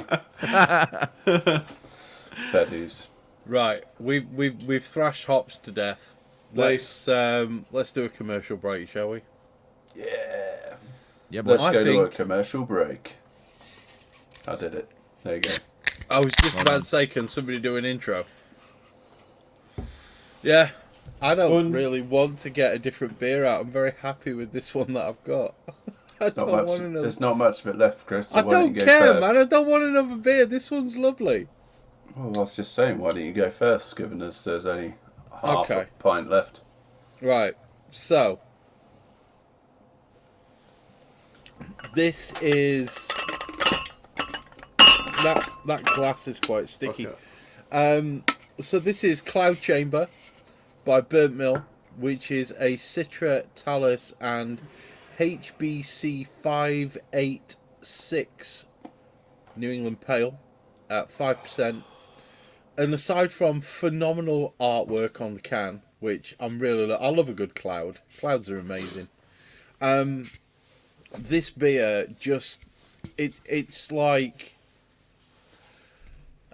we bang on about this analogy quite a lot. But this is alcoholic on bongo. This is beautiful. I'm getting passion fruit. I'm getting mango. I'm getting like lemon. I'm getting a little bit of lime. I'm getting quite a lot of pineapple. I'm weirdly getting apricot and peach as well, and all of these flavours are quite distinct. It's not like they've mashed up together to form a fruit cocktail. They're all quite distinct. But the one that's really sticking out in my mind and on my palate is this quite intense passion fruit flavour that I'm getting from this. And I'm a big passion fruit and mango yogurt fan. But this is... And it's not that hazy. It's really not. I mean, this is... It's not fucking Sunny Delight. It's just a really nice, well-rounded, super fruity beer. And I'm really enjoying it. It's such a... I'm taking my time with this because it's such a wonderful flavour overall. Very, very well rounded. Great sort of malt bill, which is clearly, you know, supporting all of these amazing hops. So this is not a beer that you're going to drink because you want it to taste like biscuit. This is a beer that you're going to drink because you want it to taste like fruit juice, which it is doing. And it's fucking stunning. And if you've not bought it, go and buy it. Go and buy it now. Tell them the Hop Edition sent you so they'll come on the podcast. And hopefully we can get the recipe, right? This is a wonderful beer. It's a wonderful beer. It's really hitting the spot. It's properly jangling my dangle. Let's just leave it at that. It's fucking beautiful. Oh, jangling your ding dangles. So you're quite happy with the burnt mill beers so far then, Chris? Absolutely. I've not had a bad one yet. Good. And I'll just say, like, I went on and ordered some. I think it was the last podcast, right? We were talking about it. It literally was the last podcast. The one we all got battered drinking Tricky's homebrew. Yeah, I think so. Yeah, I think we were all a bit merry by the end of it. But I was really impressed with the fact that they give you like a scaled discount. So the more you order, the more that they discount stuff. I was so drunk I couldn't count properly and did 11 instead of 12 and missed out on a free can. Oh, yeah. Like a fucking chump. Yeah, so that was really cool. And it does actually then make it that bit more reasonable. I think some of their pale ales then, like with the discount, were sort of £3 something odd. Well, I think the T-shirt with the discount only worked out about 11 quid as well. 11 quid? That's for a T-shirt? Days, yeah. The cans were mostly coming in under £4, and even the strong ones were sort of 5 quid less. Shit. Or less. Legit. There you go, Decent. Andy, you need to go and buy some of these beers from Burnt Mill. I know, I totally don't know. Beautiful, mate, I'm telling you. The only issue is then all our listeners are just going to hear about Burnt Mill for the next 2 months. Well, they're still hearing about duration, mate. So that's true. Well, this is the thing, though, right? We do a podcast. We drink the beers that we want to drink. Okay, we drink the beers that we're enjoying at the time. If I'm still enjoying duration beers 4, 5, 6 months, 7 months, whatever it is, after we did the podcast with duration, clearly they're doing something right. If Tricky's still riding the track cock, after as long as he has been, track's good. Clearly, track are doing something right as well, and that's ultimately what it comes down to for me. If breweries doing the right thing and they're making good beers and they're making consistently good beers, who gives a shit? I will pimp them up forever and a day. Can I talk about mine now? Of course you can, mate. I'll finish mine. Right. So I got West Brewery, right? So I think it was a week or two ago. I got a load of commercial beers. Just I wanted to get lagers, right, to sit and chat to my mates on a Friday night, and this was one of them, and it was like outstanding, best beer of the night, and it's called Wild West. It's an unfiltered lager. It's 4.9. It is hazy. It's hazy as it comes, like, and it is just. Do you know what it says? Right, I'll get the description on it because it says full-bodied hazy grapefruit. It shares the same grassy hibiscus flavour as St Mungo, but with a fuller body, prominent bitterness, and a touch more pith. To me, it's like, see, coming from obviously, a fruited soured craziness, right? It's like super bready. It's like almost like this kind of grainy sort of smell to it, and then the actual taste is it's like a really malty lager. It's got that sort of grainy taste to it, But it does have, I wonder if it's like Chinook or something, they're just putting it at the end of the boil or something. It gives it that, it's still got the kind of, the traditional hops, German hop, but then it's got this sort of grapefruit sort of slight, kind of just softened fruit. It's beautiful. It is like, yeah, really, really, really good beer. Chris, you'd love it. Andy, I like the fact that you sort of stuck to the spec of the podcast tonight. You've drunk a sour, and then you've Well, they're both hazies. You've produced a hazy lager. You've taken this quite literally. That's fine. That's fine. Yeah. It's hazy, I guess. It is hazy, and I wanted to drink stuff that I like as well. So, to be fair, like the Vault City one, I thought, oh, that looks banging. I'll give that a try. And then I knew I'd had this one before, and I was like, this is going to be my commercial beer because I tried it last week, and it was banging. So I take it you guys probably don't get West beers down your way, do you? I'd not heard of them until you literally just mentioned them then. So yeah, it's a new one for me. Little story in West. So it was on Dragon's Den. The couple that actually was it Stuart.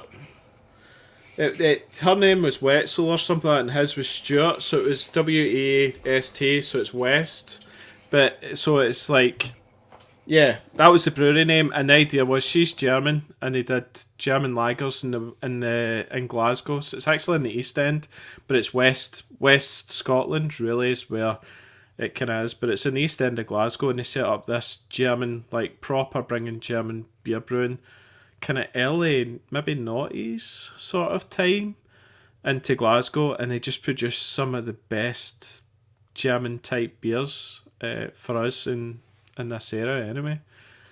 But yeah, so but they're obviously a little bit kind of getting left behind by the craft beer movement, but their stuff's insane. But yeah, as I say, a nice hazy unfiltered lager. Sweet. Swish. Keller style. Keller style. Right, I'm going next, and unsurprisingly, I've also got a burnt mill beer, which I've already done an introduction to, which is Dew Point. So this is a Citra Mosaic Chinook New England IPA at 6.4%. It's a beautiful looking beer in terms of colour. Sort of deep haze, beautiful head retentions, fluffy, tight white head. It looks proper orange juicy on the camera. It's probably a little bit darker on camera than it actually is. Yeah. But the aroma is, when you just get like that real juicy fruit, like ripe mango, melon, guava. Yeah. It's not citrus really. It's just more that kind tropical. of tropical fruit, and it's just I always talk about that sort of slightly savouriness to it, like a sort of that's the way my mind interprets it, and I'm not sure that's the right word to be using. No, savoury is like fullness crisps, to it. Yeah, I know, but it's kind of it's not tangy, right? It's not tangy. It's more makes your mouth water. it's more like sweet fruit. Ripe. It's not tangy fruit. That's citrus, right? Is it not ripe fruit? It's ripe. It's ripe and sweet fruit going on. It's beautiful, and I'm not like the Chinooks. Not really giving off that classic Chinook what you might expect. When I read that and thought they've used Chinook. Good luck. Hey, it's so good. Honestly, I think it is adding Chinook's just different. This ever so slight kind of extra foundation to it, in so much as being ever so slightly spicy. Chinook's a bit of a weird one like that. It's like you'll see loads of brewers who swear by it, but then there's like so many people who are like, I can't stand Chinook. It's like fucked up so many beers for me. I think it's just one you need to know how to use it, right? Yeah, like it's an aggressive hop. Yeah. Use it late. Use it in a whirlpool. Maybe let 5 minutes, 10 minutes to go, or in a whirlpool. Yeah. And that for me is like, it's a beautifully balanced beer. It's sweet. It's got the weight to kind of be.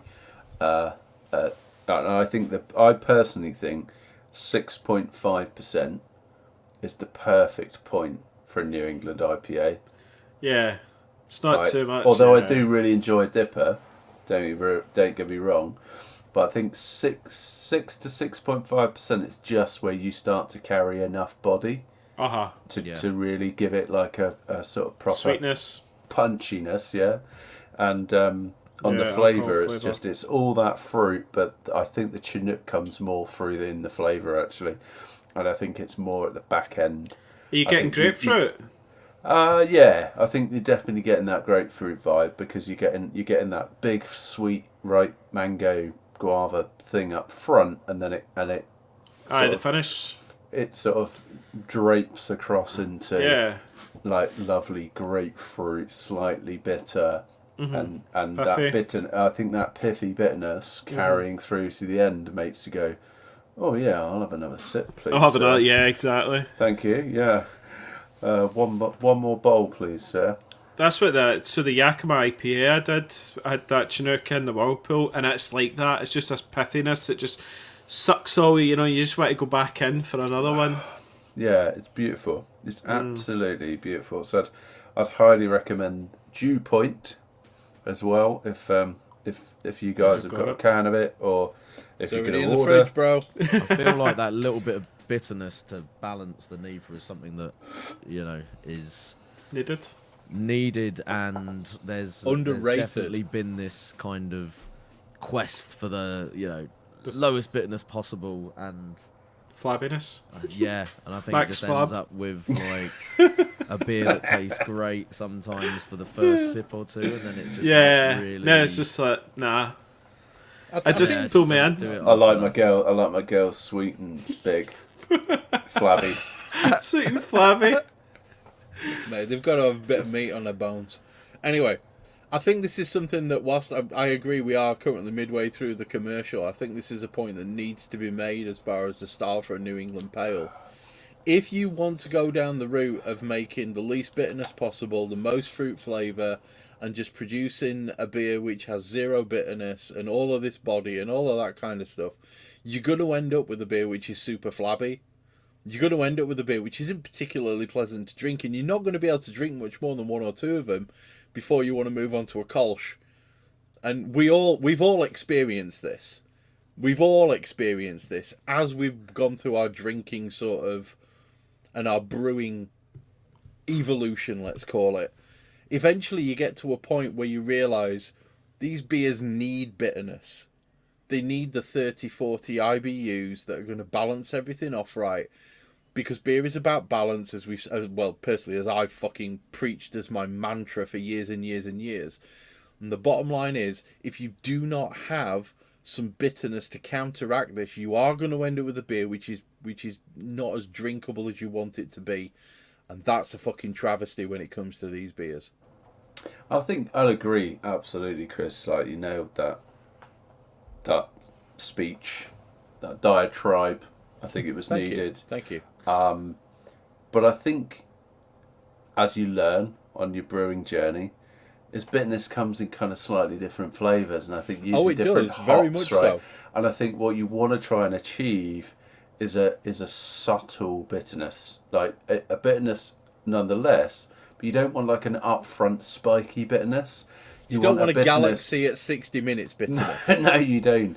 And you don't kind of want like a noble hop upfront spiky bitterness that you might kind of get from like a lager. Pilsner, yeah. Yeah, you want something that kind of you don't notice up front, but kind of builds and mellow kind of bitterness. Yeah, like sort of finishes bitter, because then it's sort of you're not left with this sort of cloying sweetness. You're left with a, ooh, that's interesting. You almost I'm want thirsty. a bitterness. Let's go back for another sip. Like I said, you almost want a bitterness in that roughly, if you're producing a 5% beer and you've got maybe, let's say, 200 grams of hops total, you want a bitterness that I've found personally for my palate rounds out between 35, 39, 40 bitter sort of IBUs within your beer. That tends to me to be the sweet spot, for producing a beer that you can drink and enjoy and appreciate the flavour, but which rounds out with the bitterness, which makes you want to come back for more. You just need to watch with this style though, because what happens is when you put all those dry hops, it adds so much more bitterness that you don't have that in your brewing software. But that is a bitterness which calms as the beer ages off for a couple of weeks. I like to call that vegetal bitterness as opposed to IBU bitterness. It does, but it does add. You do get a lot of flavour and bitterness from it, and you're right, Chris. You maybe over even like 3 months, see if it is like you're like, oh, this is too bitter, I've screwed it. But actually, even if you wait 2 or 3 months, that beer can totally transform at the end of it. And I think Andy, you were like experimenting with the extra long whirlpool. Oh yeah, the arbor method. The arbor method. Yeah, or using a whirlpool at a certain temperature to kind of almost drive through some bitterness from the whirlpool. Yeah, you did. Yeah, because there's some isomerization happening. But it was bringing so much flavour with it as well when you went for that hour long. But then it was obviously you had to watch the bitterness. But then I don't think you actually had much of anything in the hot side before, sort of thing, the whirlpool. Yeah, so I guess we could probably, after this point, when we finish the commercial break that's been going on for quite a while, we're going to get to talking a bit about method, and we can talk about whirlpooling, because that's a really interesting subject to dive into, especially relevant for this style. But let's talk a bit more about that in a minute, Andy. Yeah, let's talk about Survivables. Chris, if you got that. Has everyone done the commercial review? Can Tricky do his beer? Just very briefly coming back Come to on, that hurry up. IBUs in NEPA's thing, though. The focal spectrum has theoretically got 48 IBUs in it, and I think it really helps that beer along. Now, I don't believe it is actually 48 IBUs, because, the whole whirlpooling contribution and all the rest of it, and whether or not the equations are accurate anyway is definitely a point of debate. But compared to what you see with a lot of recipes for New England IPAs and stuff, that's on the high side. But for me, it makes it a much better beer because of that. But anyway, let me talk. What have you got, Tricky? Oh, he's got a track beer. Yes. What a fucking surprise! It's a collaboration though. It's Track and Other Half. We're here. 10.5% It's a tipper. Tricky's going to be no fucking use for the rest of the podcast. So I'll be good luck tomorrow. This one. Mon the bevies. But I mean, there's a lot going on in this one, just on the label before I even get into the flavours. What's it say? No, we can't read it. It's gold top tipper. TH plus, which I think is firelized. There's firelized yeast involved in there. Citra T90, Incognito and Cryo, Nelson T90 and HBC 586 T90, which is one of the new Yakima Chief hops, and it's 10.5%. Citra Nelson already just sells it to me, and it's not actually the most potent aroma wise. It's just got that kind of general kind of breakfast juice, loads of citrus, bit grapey, but when you try it, the flavor is it's full on. It's a big beer. Is that a 10%? Yeah. Now, Does I've it tried make a couple your of teeth ache, Tricky? Yeah, a couple of firelized beers, including. You get an onion? Some from Track. It's not onion, but for me, and I think this is maybe partly because it's got the Nelson in there. But I feel like it does something with the grape flavour that makes it almost like this kind of it's almost like a sort of partly fermented grape juice kind of flavour, like a wine. Yeah, so it's slightly weird, not tangy. It's hard to describe. Yeah, tangy kind of raw kind of grape juice, but sort of almost a bit fermented. Is it like a rhubarb flavour, Tricky? Now that you say that, yeah, I can kind of get that sort of like tart, rhubarby, Because I think grapey kind of thing. That's one of the thiols that you tend to, or the flavour compounds that you tend to most prominently get from Nelson when you unlock its bound thiols. It's quite hard to unpick it because obviously there's so much else in there as well with all the citra and whatever else I read out there. But HBC 586 is like pure breakfast juice as well. Is that not what Chris had in his? I think it might be, but he did. I've tried beers which have just got that in exclusively, and it is really good, and it's very much breakfast juice type flavour. But I mean, this is just like this is like an assault on the senses. It's almost too much for. Do we know what 586 is, or what it brings? It's one of these ones I'm hearing a bit about, but don't know anything about. It's just full on like citrus, grapefruit juice, orange juice. I think the beers I've had that are exclusively that, it just tastes like those like mixed citrus breakfast juice sort of flavours to me. It is really nice, but it's difficult to pick things apart in this particular beer just because there's a lot going on. There's a lot going on. It's the I don't. Yeah. It's an experience. Let's say that. I'm not sure if it's an experience you'll do again. Repeat, yeah. It's just full on, man. That's. While Tricky melts his liver and his brain with that beer, who said can that? I just say, right, Stewie Prince, right back at the start of the show, I'm actually going to highlight his comment. Because he said, even Timmy Taylors have launched a hazy. Did you see what he said after? It's clear. Standard. Do you know how I know? Oh, he's got it. There it Right. is. Oh, you put that in the chat, didn't you? It's called Hopical Storm.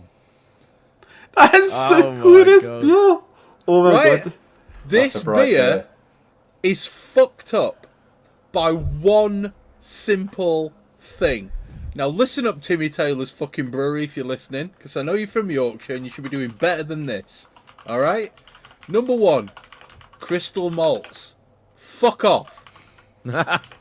Secondly, stop filtering shit. Okay? Thirdly, if you're gonna use hops, if you want it to be called Hopical Storm, That sounds pretty epic. now, I've got to lift my glasses up because I'm getting old. It's a good name. Right? Jester and Ernest. No way. No. Seriously? No. Okay? It says it's got Cascade, Chinook, Cascade and Whitbread Goldings in the copper, Cascade and Chinook at the hop back stage, then dry hopped with Jester and Ernest. Well, I'm going to be honest with you, right? You could have left all those hops in the fucking bag because you can't taste any of them. This tastes like a slightly coppery kind of bitter. Yeah. Right? just fucking don't, alright?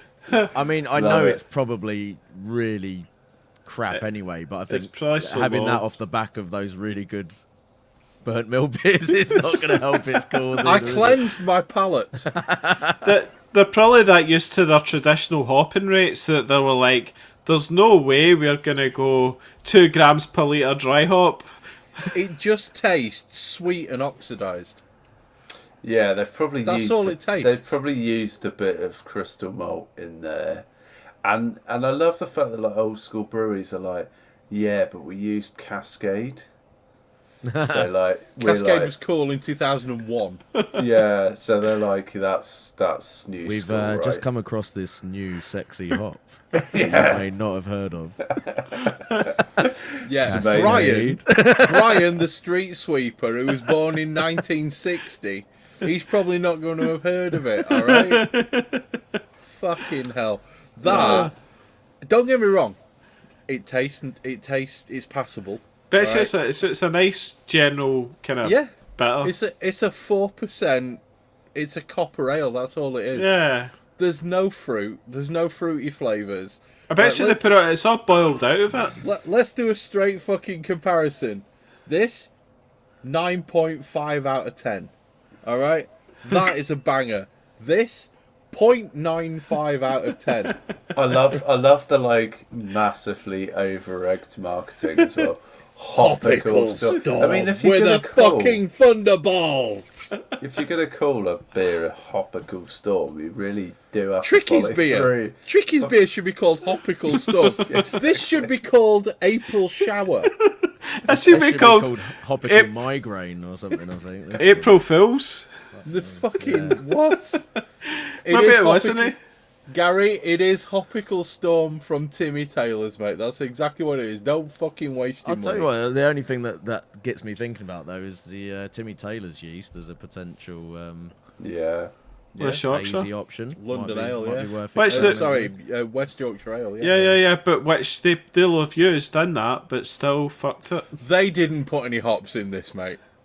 They may have put the bag next to the copper. They didn't put any hops in the copper. No, but the hopping rates will be so low. Yeah, 1 gram per litre. Well, Yeah. they could. No, if that, half a gram. Well, first off, they're probably using leaf hop, right? Second off, they probably couldn't bring themselves to actually dry hop it to any more than Half a gram per litre. 1 gram. 1 gram. 50 a litre. grams per I- kettle. Yeah. Yeah. So it's won't never, be- it's never going to produce a hazy beer, is it?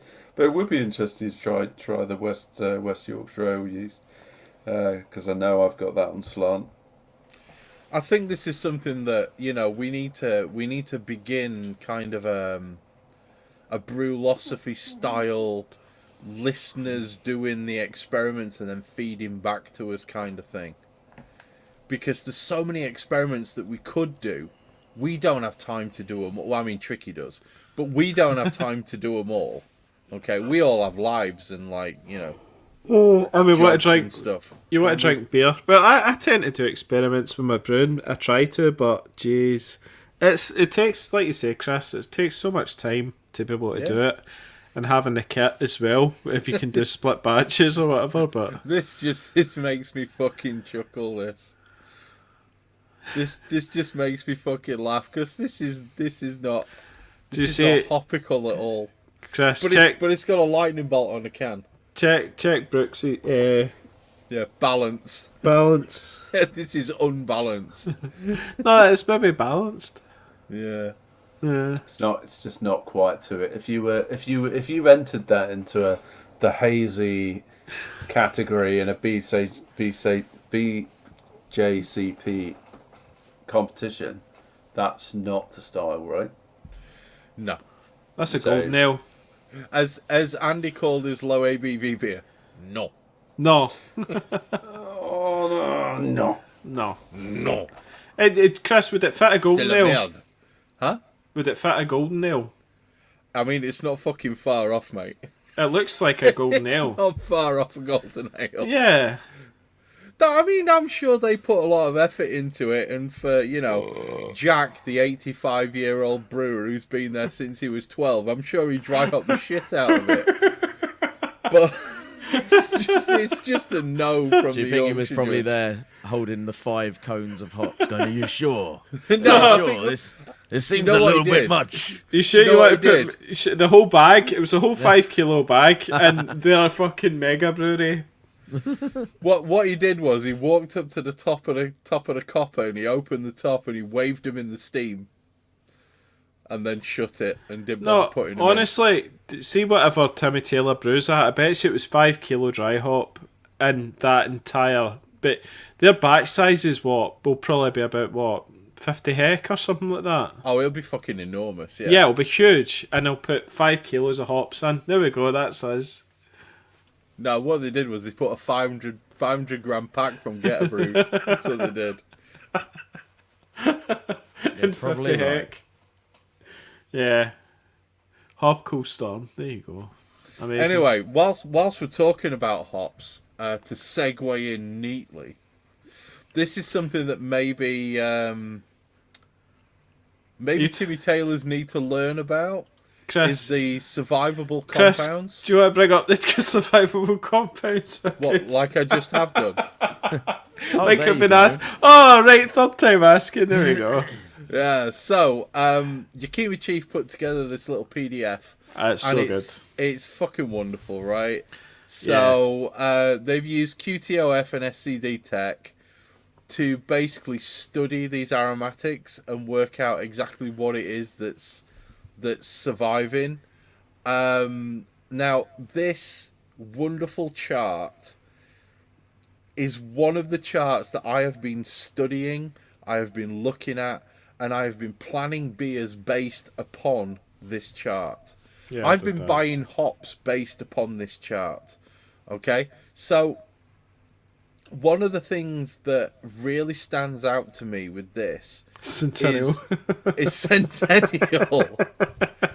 Right? Now, it all comes down to mercaptohexanol, because that is a huge part. There is more mercaptohexanol surviving Than a from Zaka. Centennial than there is all the compounds from a Zaka. Now, That's as a hilarious. chemist, that says to me that must be fairly temperature stable, okay? But just look at the amount. Just look Yeah. at how much there is for Centennial. This is why Centennial can be used at 30 minutes, 15 minutes, Two-hearted.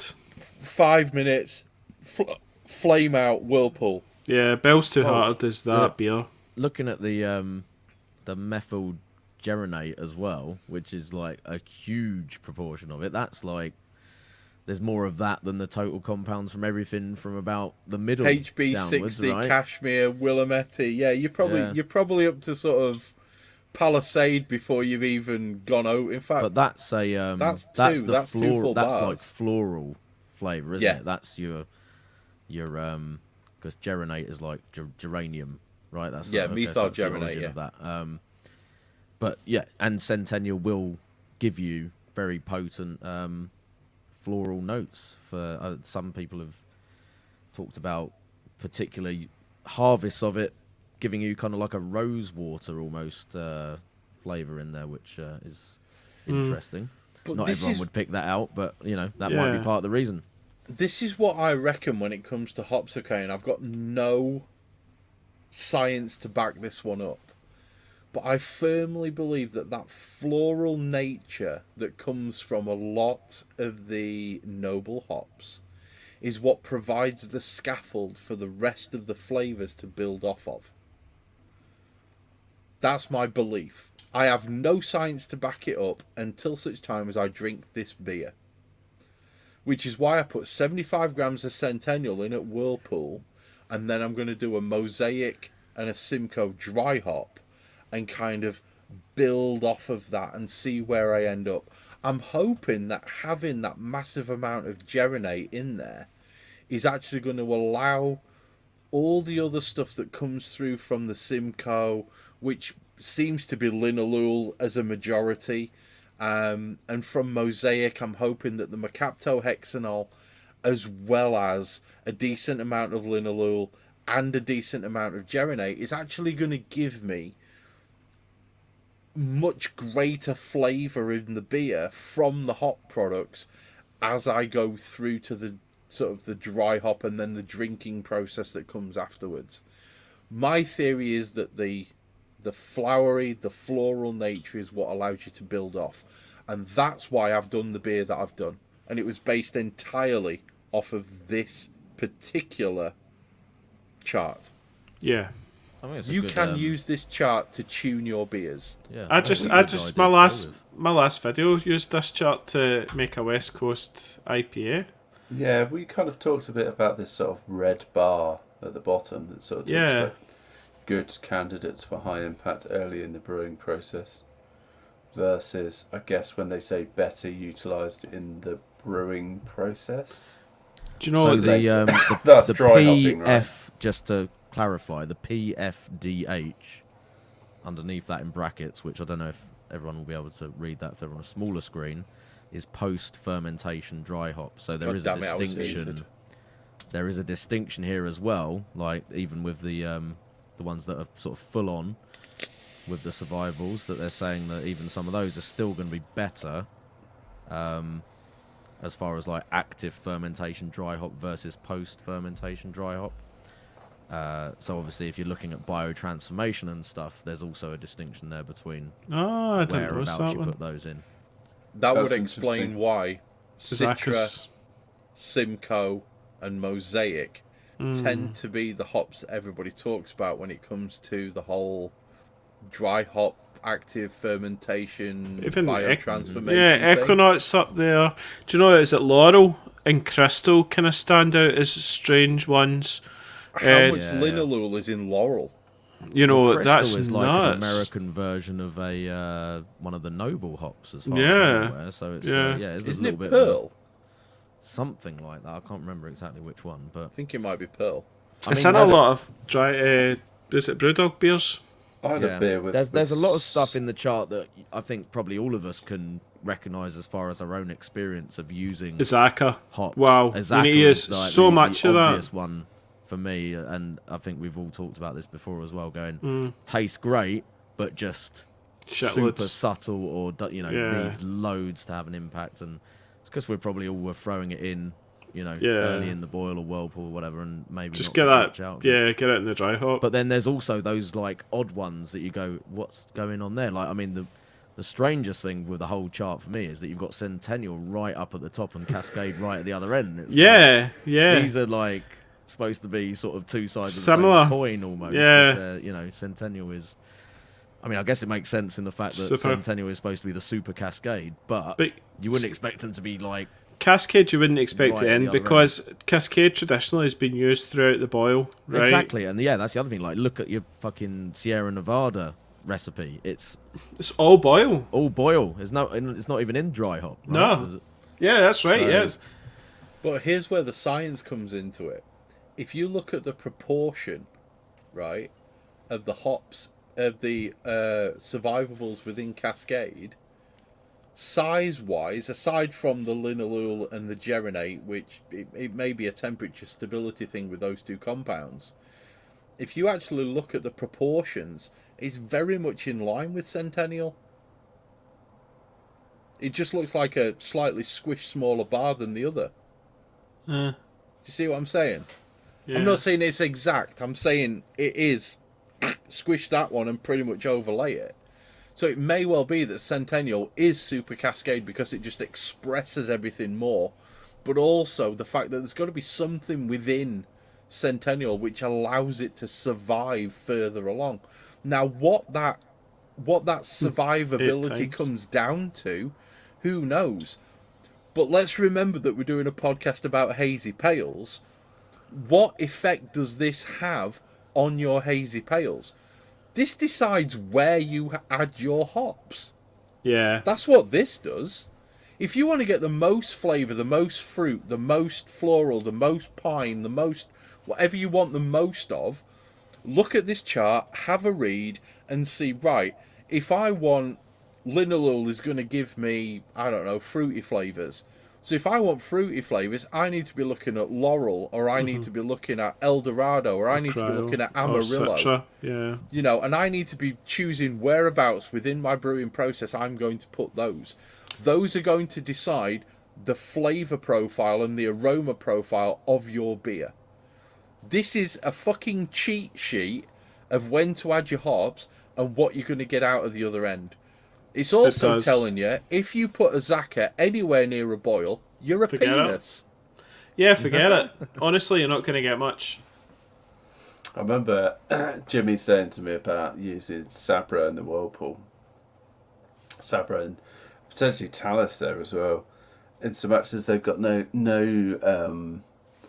methyl generate.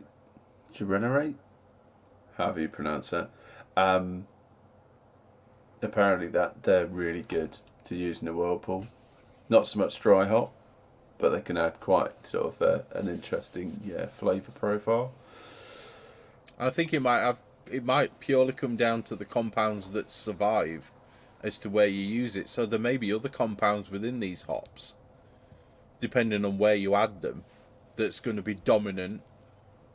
So it may well be that the Cascade, if you add it post-fermentation, it's going to give you more of the grapefruit character. If you bring it in earlier, it may only leave, I don't know, the geronate. It may give you more of a floral flavour. Just spitballing, right? That's probably not what happens, but do you see what I'm saying? Absolutely, you can tune what you're going to do with your hops and where you're going to put them. Do you know what? Another cool hop, Idaho 7.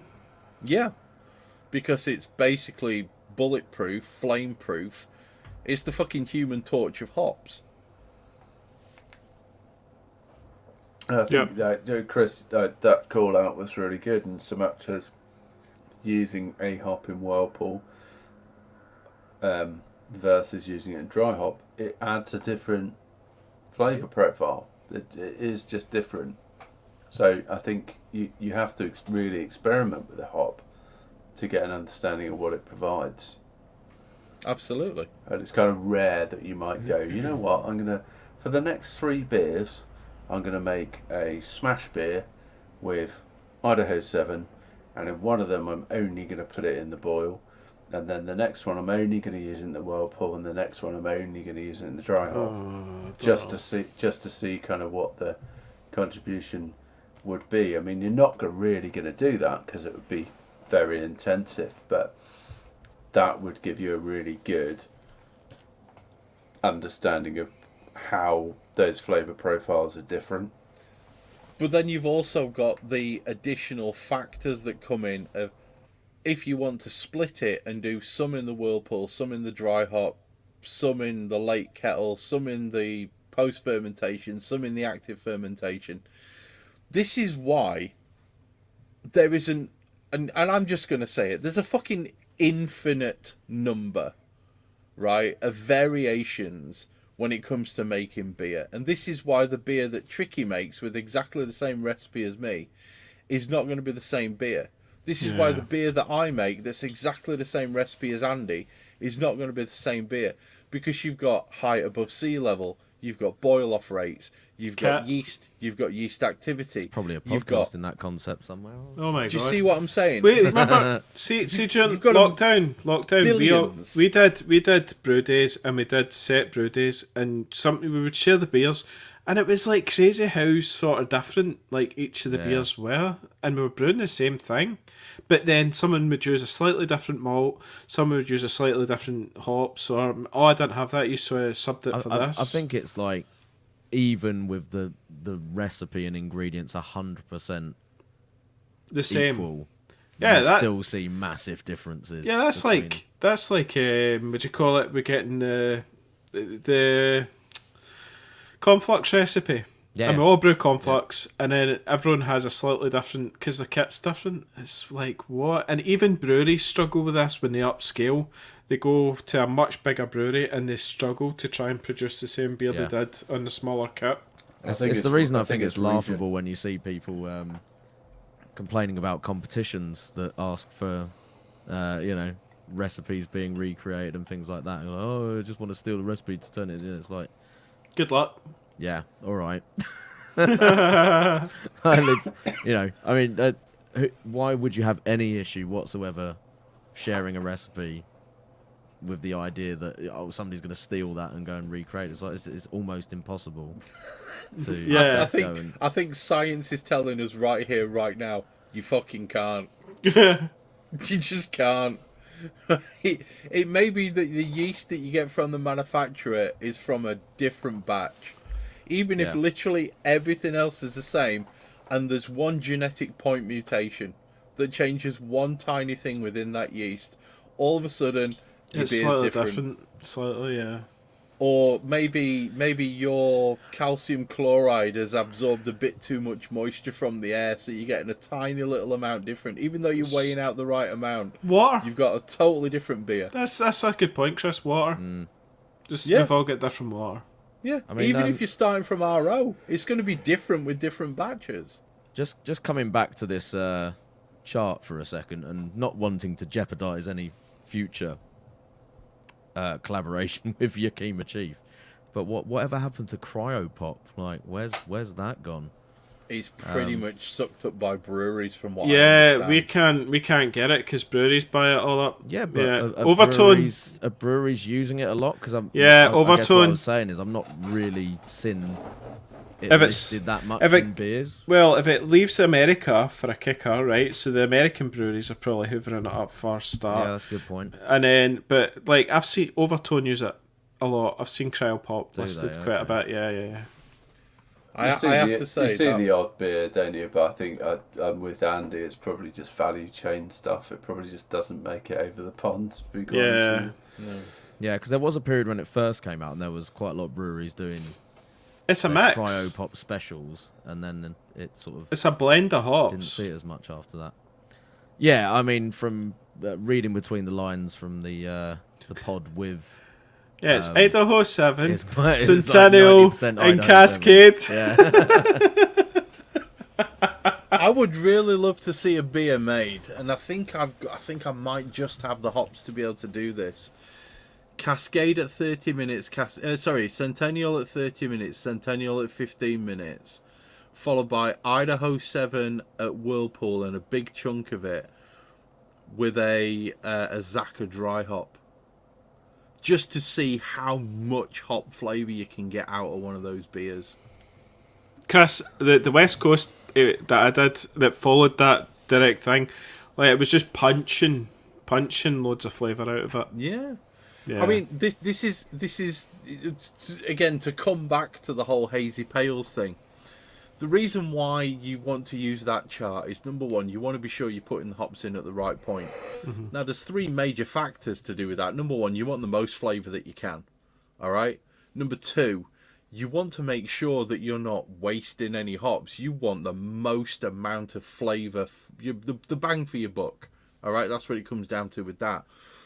And then the third thing is, it's fucking cool, and you're going to optimize your beer. You can literally tune it. If you want loads of linalool, you choose hops that are high in linalool. You choose where to put them. You read off that chart. You put them in at the right place. That's probably going to give you a fucking citrus headache. All right? Yeah. This is what it is. You can tune. You can optimize. It's all about using the right tools. Nobody But learns then- to drive without learning the highway code, do they? We know that the other thing is it's down to the brewer as well. Each hop has its own individual flavour, and sometimes that's why I like to just do a beer where you're maybe doing one or two hops sort of thing, that you really do learn what that hop brings to the party. So then when you do blend them, then you're like, oh, that I know where that's coming, and I could do a bit more of that, so I'll up that slightly or whatever. It's about that sort of magic, isn't it? It totally is, mate. It totally is. Shall we move on? And talk Yeah. about, I think we've probably done survivables. Yeah, it's a good topic. It could be It's a a great- podcast in its own, I but probably yeah. could be. I think we could talk about that for 3 hours. Yeah. Let's We've talk tried. about method. Let's talk about the method of making a good hazy IPA, because that's going to take us a good half an hour. Short and shoddy. That's what I reckon. It's a good option. You can do it here. I've done it. You can do it with a hazy pale. You can do short Can and shoddy you? quite well. Yes, I you think can. there What are about- some what about your seed? considerations, though, right? Maybe Go your on then, seaweed. Tricky. So, DMS as a issue, Seaweed, yeah. potentially. Reason being, if you are shortening Cabbage. your boil, you are potentially not boiling off as much of the precursor for that, and extended whirlpool. Well, it's not necessarily going to be an extended whirlpool, but if you are whirlpooling, which you usually will be with this sort of beer, that's also giving you more time for I forget the exact process here, whether it's the conversion of it into DMS, or am I saying the right thing here, Chris? Is it converting into DMS during the whirlpool potentially? Is or? this conversion of the precursor from Yeah. from SMM? That's what Yeah. I'm talking about. I think. Yes! Just remember, it was tipper time. S-methylmethionine to DMS, DMS.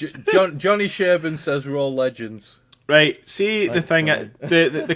the comp beers we had for the Hazy Pale was, DMS was a big problem. Like, there was about, I don't know, 3. That's how I learnt the actual smell of DMS, was through that pod. That Canned corn. No, it was seaweed. It was like cabbagey seaweed smell. When it gets really bad, it is seaweed. Yeah, and I'm like, fuck, this is bad. Yeah. I think it's a difficult one to pin down because it can have quite a wide range of presentation, and it's very dependent on your own palate as well, right? Like some people get like a sort of tomato leaf kind of flavour from it. Some people get the classic like sweet corn. Other people it's more I was straight up seaweedy. I was like, whatever.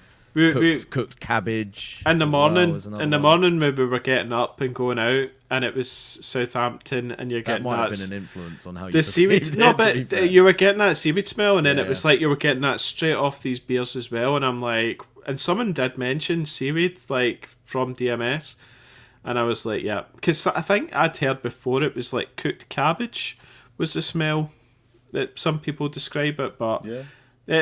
Seaweed and cooked cabbage probably quite similar, and it's that rotten. Yeah. Owen, what was the name of Jimmy's mate at the brewery? What was his name? Oh, Bolo. Bolo.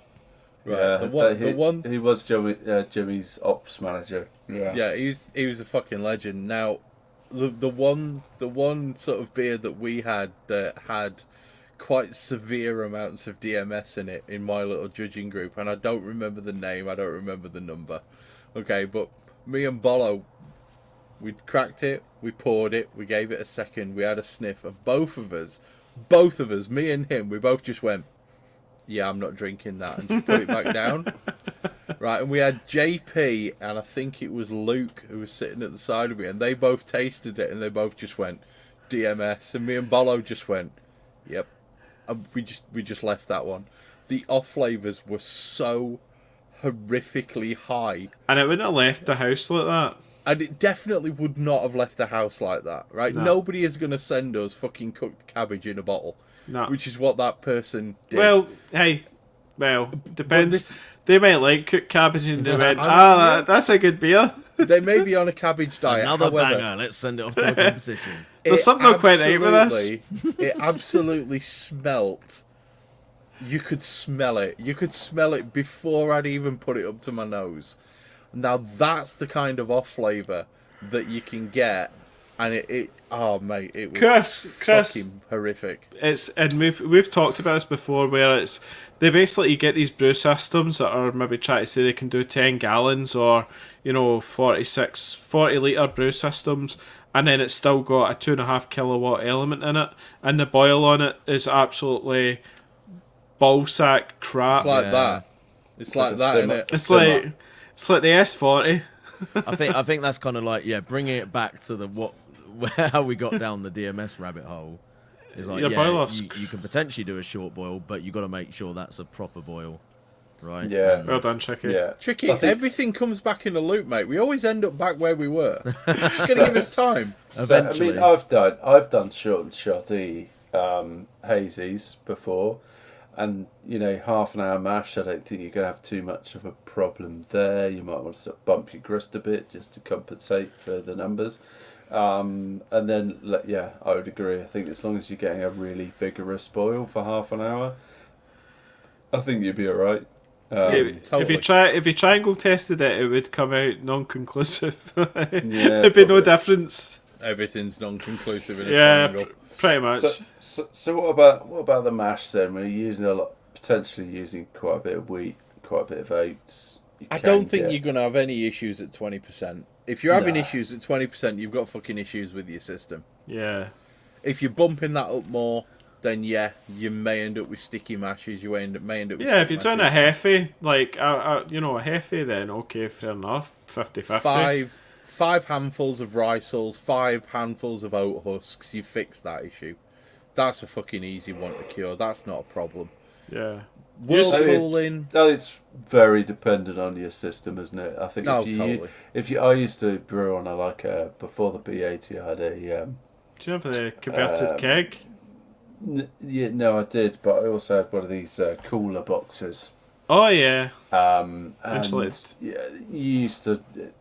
you could get stuck mashes pretty easily on that sort of system because it's all funneling down just to a sort of a little porthole, at the bottom A of the single mash. point, yeah. Yeah, to a single point. If you get And, if you get any grain through it, you're screwed.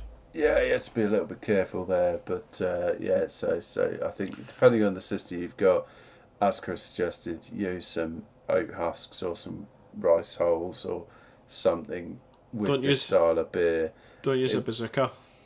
Yeah, Don't use a bazooka. Like Rick did. That's what I used to have. I used to have a bazooka filter Just on don't. a single point. Rick put up his latest video and he thought, oh, I'll put my bazooka on it, try and get some of the grains out. Blocked. Had to drain the whole thing out, sort of thing, slowly.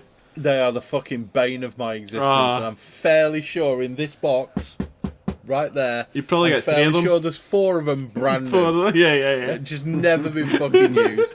So if anybody wants a bazooka because they enjoy dealing with stuck mashers, send me a PM. I'll send you one out. Send you. You'll send I you just- 4 if you like. Yeah, you can have all fucking 4. I'm sure I've got a couple. Now whirlpooling, I'm trying to move this along because we're at 2 hours 25 minutes. All right. Whirlpooling, temperature and time. Okay. Work out what's best for you. Work out what's best for the hop. Work out what's best for the beer that you're trying to produce.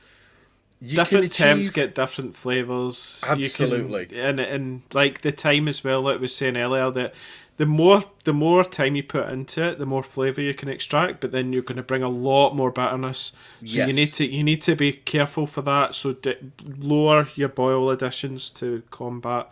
But you can get some fantastic beers from a 60-minute whirlpool. But then also, I do not still do 60-minute whirlpools. I do a 30 or a 20-minute whirlpool. So Right now, the one thing that I want to say about whirlpools is this. Okay. it's not all that. Different hops respond to different temperatures of the whirlpool. It's going to be controversial. People are going to tell me I'm full of shit. Different hops. There is research to back this up, Chris. I was literally reading this in the new IPA book the other day. Whirlpooling's is great this to Scott mix with Yannick? Yes. your It fermentation. wasn't his research before you get upset. It was somebody else. No, I've got no problems with Scott Yannick. So, Scott had different temps, didn't he, with flavour? yeah, Different- well, I mean, I think what this kind of comes back to is like there's an assumption when you look at the Haven't says boil 80. off temperature for oils that people go, okay, well, clearly the lower the 80. whirlpool temperature, the better.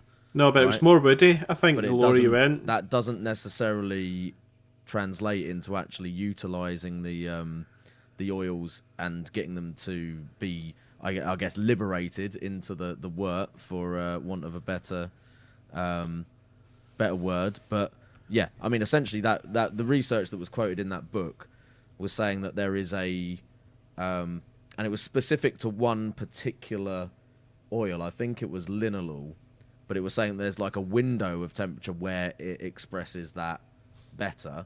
And actually, Was it for that, 85 or was something? It was a bit higher. 85, Yeah. I think, was okay, but it Yeah. was actually quite good, even higher than that. Yeah.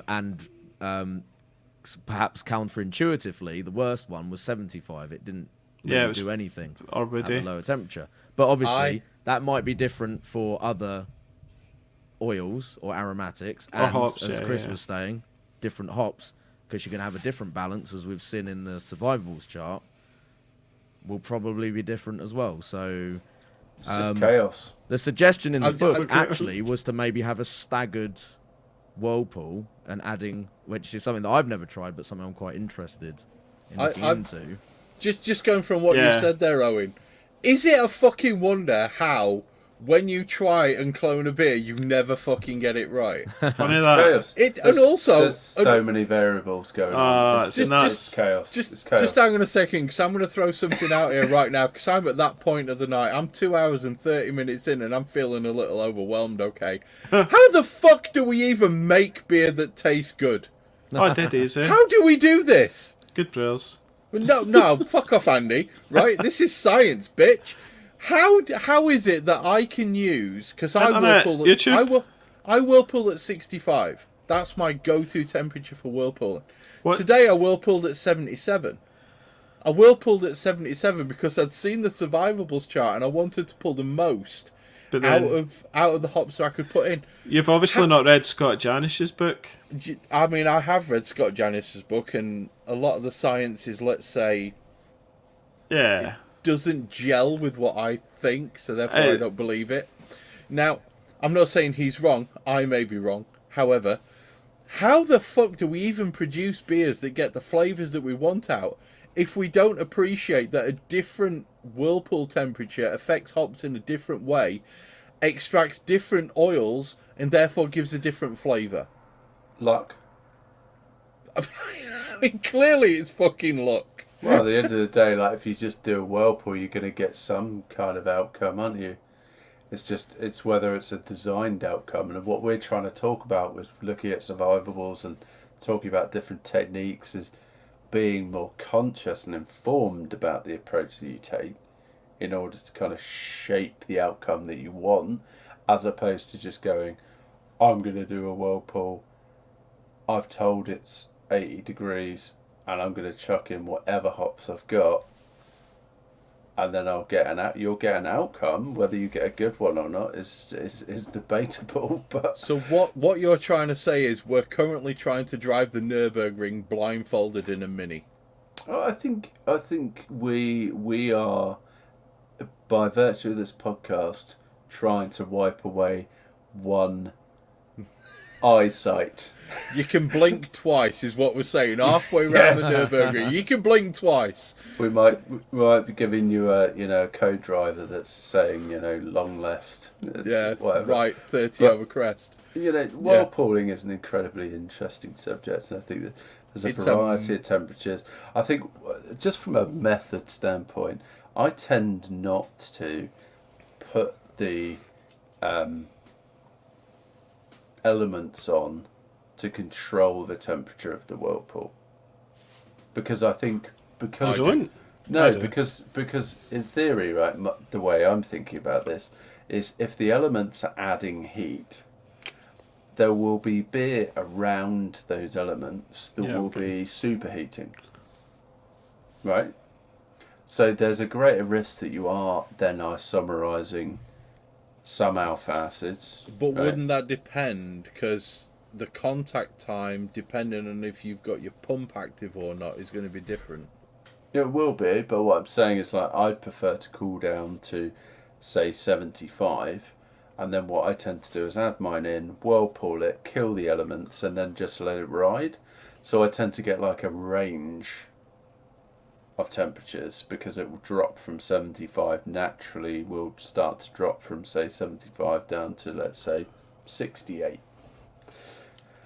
But what I'm concerned about is whether the elements kind of, by controlling the temperature and trying to keep it at 75, is actually that it's going to be kind of pumping some energy in, and it's going to be potentially kind of creating some bitterness. How do we even make beer? How do we manage it? I don't worry about that. I don't lose sleep over that. I just set 80. This is the sort of stuff that us homebrewers sit in bed. You know that moment, like that 10 minutes before you go to sleep and you've got into bed and you start thinking about stuff. Nice. You only have 10 minutes before you go to sleep. Mate, I've got a wife who turns around to me and goes, "What are you thinking about?" If I told her, she'd divorce me. I'm trying to work out whether or not, if I whirlpool at 77, I'm going to extract more geranol and more linalool from my Azaka. I mean, fucking hell. This is so complicated. How do we even make beer that tastes good? We just do. Let's just move on. It's complicated. Do your stuff. And see what you get out. Don't worry about it. Tricky, do us a favour. Just leave me to calm down. I need to breathe and listen to a calm song. Can you talk about dry hopping, please? Brings so much flavour. Go on then. Andy's keen. I'm going through the whole dry hop lager thing at the minute, which is a Saz sort of main through the boil, and then it's like trying different dry hops. So far it's been Motueka, Nelson, so a Motueka lager, a Nelson lager.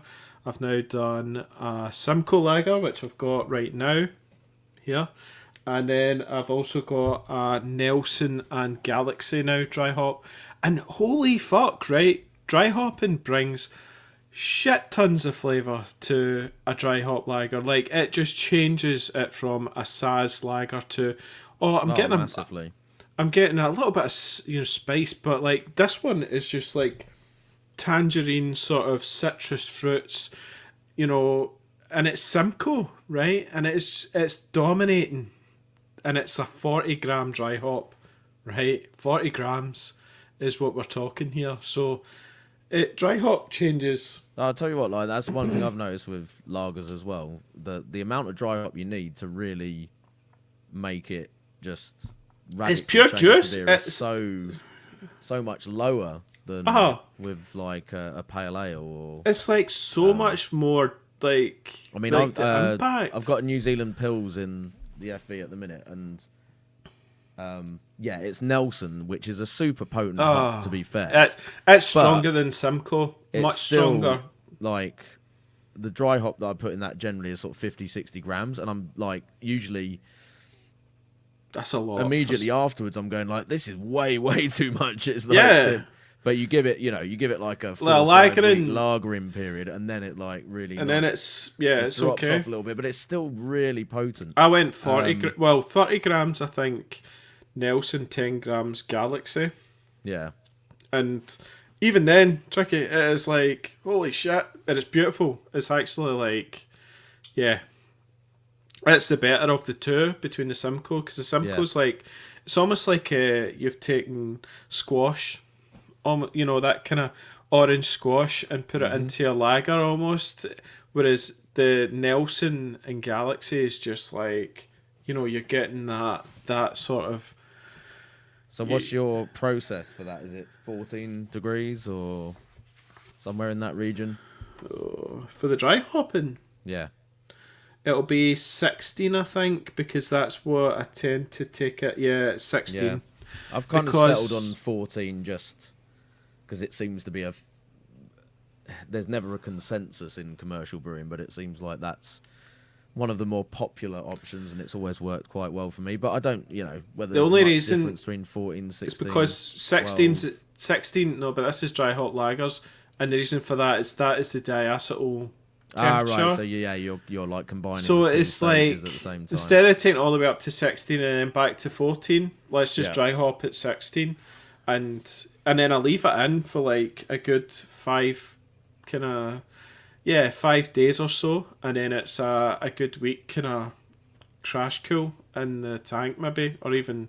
So the dry hops are in there for a much more longer extended time, but I don't, because it's only like that 40-50 grams, it's not, you're extracting so much more from it as well. Yeah.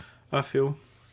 I think one of the other interesting things with the lager, like dry hop lagers, is I think we briefly mentioned this on a previous pod.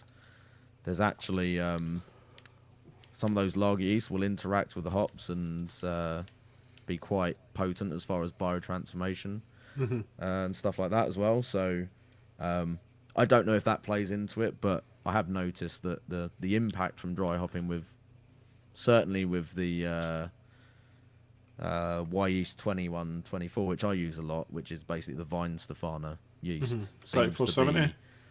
It seems to do more than what it would in a standard pale ale or something with an ale yeast. I've used 3470 just without without dry hops, and it's like it's alright. It's actually the Bock lager yeast is so much better because it just brings loads more flavour, whereas the 3470 maybe comes more into its own when you do dry hop with it. I think it's just super clean, super crisp, and as a platform for the dry hop. For me, anyway, it's always worked really well.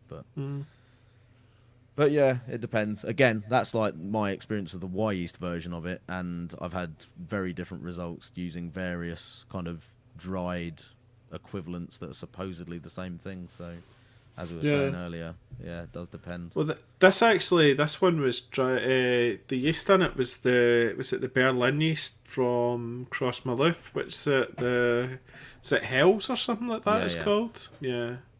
So I don't know what that is. If it's supposedly the same thing, but again, is it 3470? Is it? Is it a Saf lager?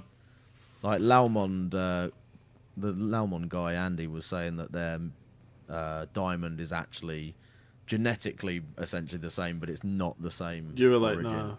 Yeah. And I think there's people kind of copying those two yeasts and saying it's the same thing, and it's not, like, a lot of the time. So there might be others, obviously. I don't know. But anyway, I mean, like hazy pale ales, because we're kind of going off on a lager tangent now. Yeah, sorry. But it's where all my research has been at the minute. Yeah. And obviously that kind of ties into the same thing. I mean, I'm kind of interested in maybe trying to do a Vine Stefana yeast-based hazy. That would be interesting. I think there's potential for it, especially with a dry hop to express a bit. Yeah. Anyway, Less is more. Less Chris, is more. Owen, what do you do dry hopping wise for your hazies? What's your process? 14 degrees, 48 hours.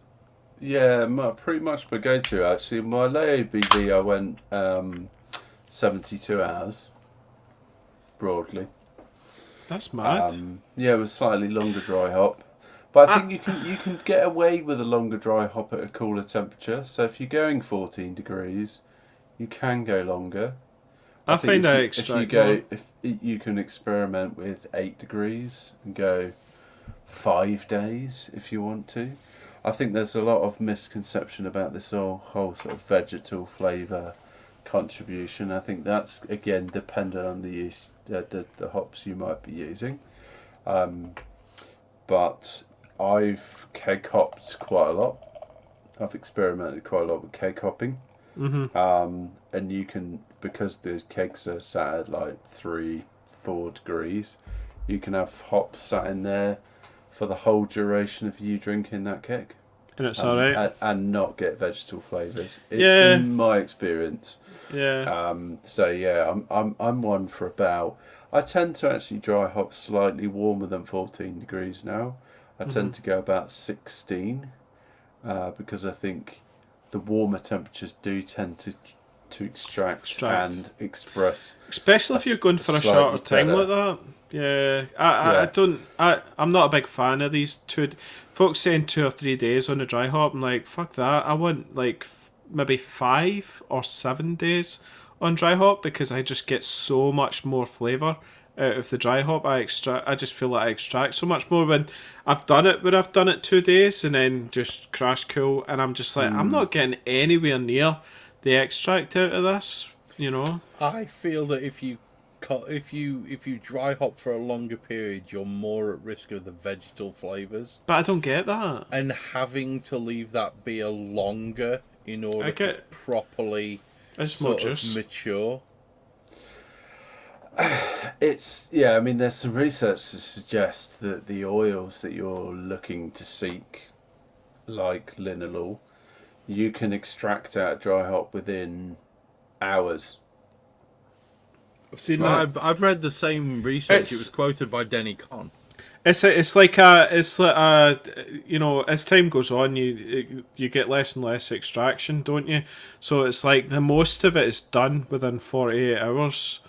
But then the more time you go on, you do get more extraction, but it's just at a lesser rate sort of thing. So yeah. It's again, infinite number of variables going on. But I think broadly temperature wise, you can dry hop at a warmer temperature.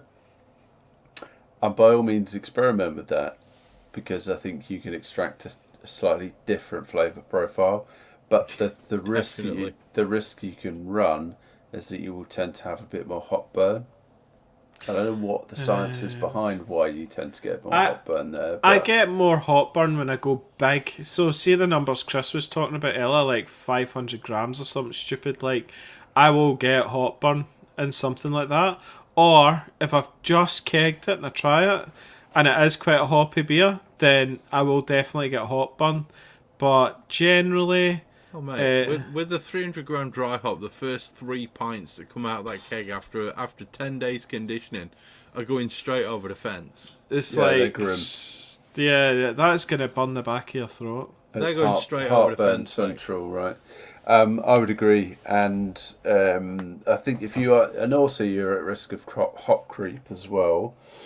So I think for temperature, I tend to prefer a slightly cooler temperature.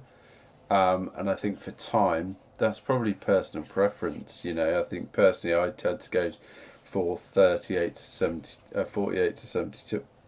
72 hours, something in that range. But I think, Hot as Andy creeps, suggested, you can go longer. You know, and I think the cooler you go, the longer you can go. Yeah, that's true. Yeah. So I think the warmer you go, I would say shorter. The cooler you go longer. So I think that's, I would say, a general good rule of thumb. No, that definitely works in my experience, that does, Owen. What do we reckon about double, single, triple, quadruple, pentuple, hextuple dry hops? What do we reckon about all that shit? You know, in my Do it personal once. experience, just one. One and Yeah. done.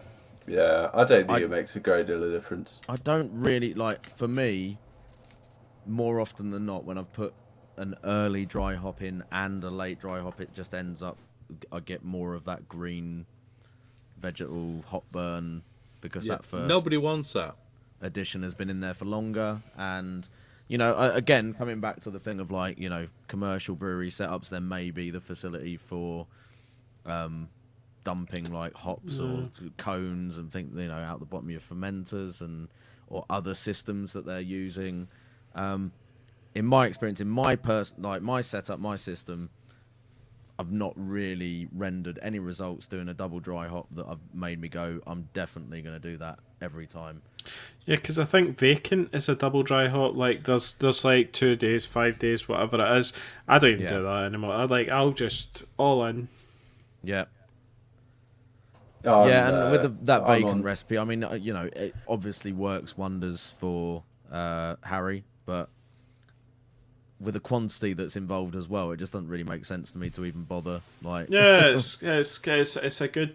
I mean, see today I did that recipe, but with Sabro Idaho 7, and it's a great, you know, pale type beer with. You get a lot of flavour from the limited amount of hops that you put into it. So I don't know, it's good. But just whack them all in. I think the bottom line is, no matter what happens, it's all down to personal preference. If you have no taste buds and you can deal with a 7-day dry hop, then crack on. If you have, you know, a really acute palate which picks up on vegetable flavours very, very quickly, then maybe go 24 hours and leave it at that, but increase the size of your dry hop. It swings and roundabouts, and this is where we come into literally the infinite number of possibilities when it comes to making beer. But the one thing that I do think we need to all remember when it comes to this style of beer is, no matter what you're doing with your dry hop, with your hop additions, or with anything else, avoid oxygen. Just avoid it. Oxygen is the enemy of hops. It's the enemy of vast majority of things that you're going to add as an adjunct. It's the enemy of beer in general, but when it comes to these super hoppy beers, just avoid oxygen in any way that you can. Now, based upon this, shall I do it now or shall I do it at the end?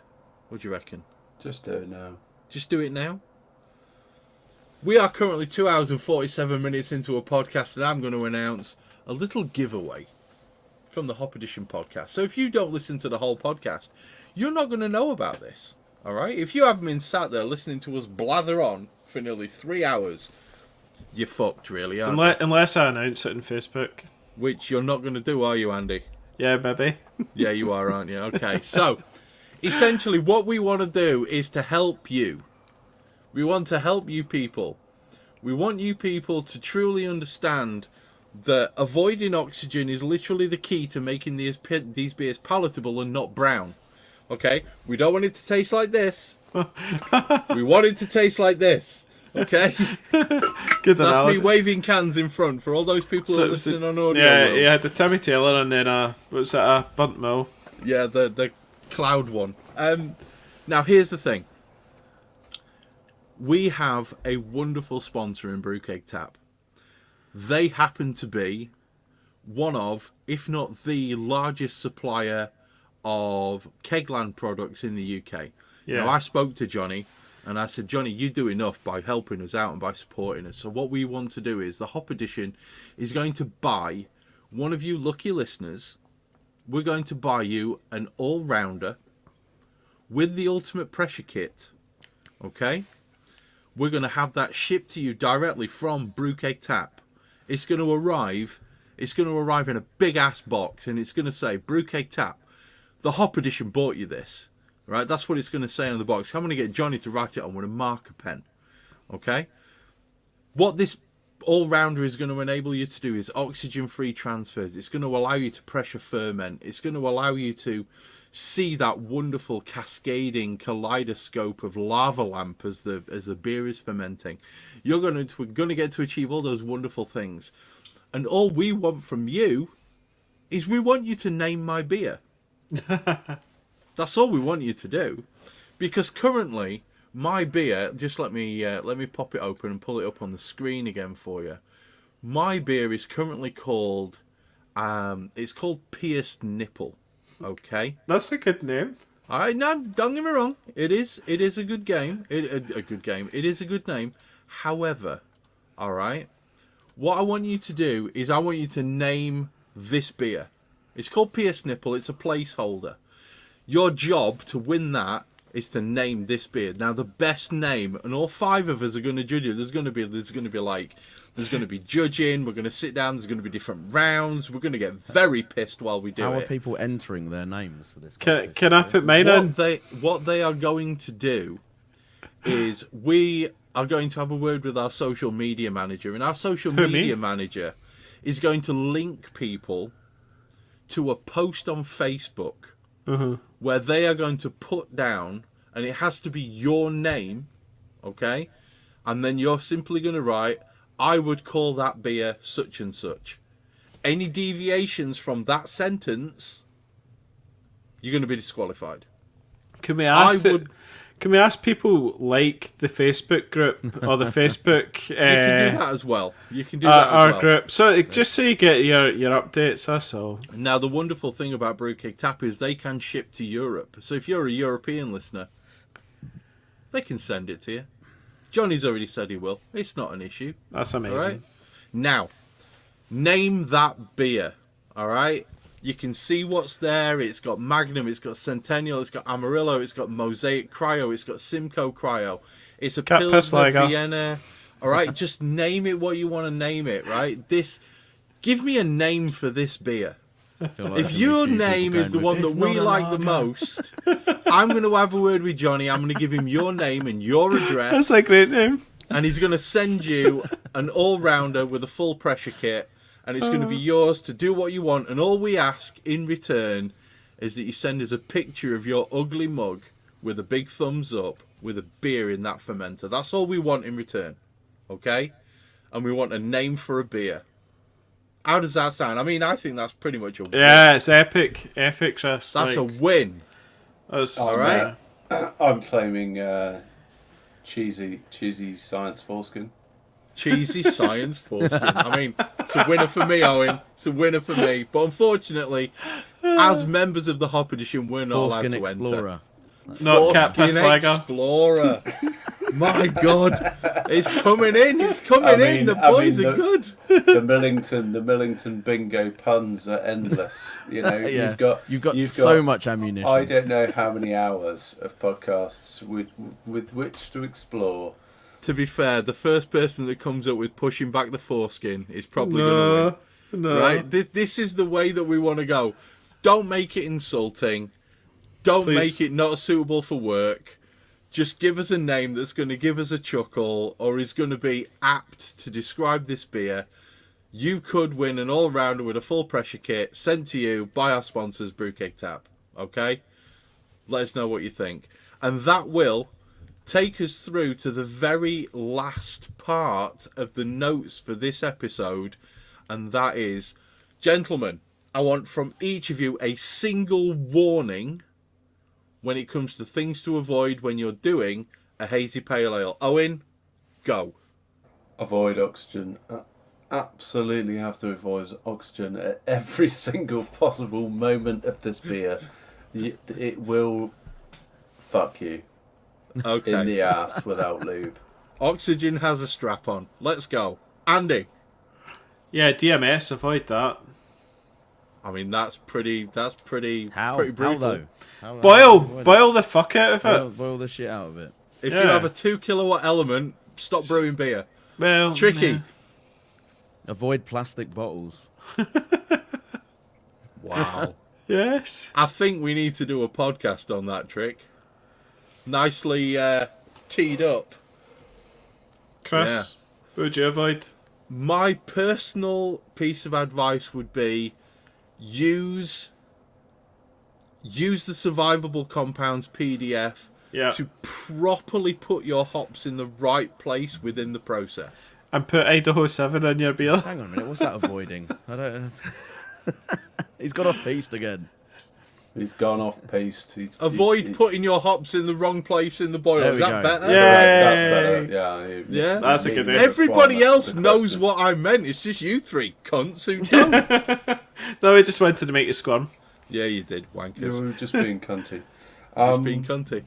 And I think, well, the very last point was, should I, or as the listeners, should you brew a hazy IPA Yes. or a hazy style of beer?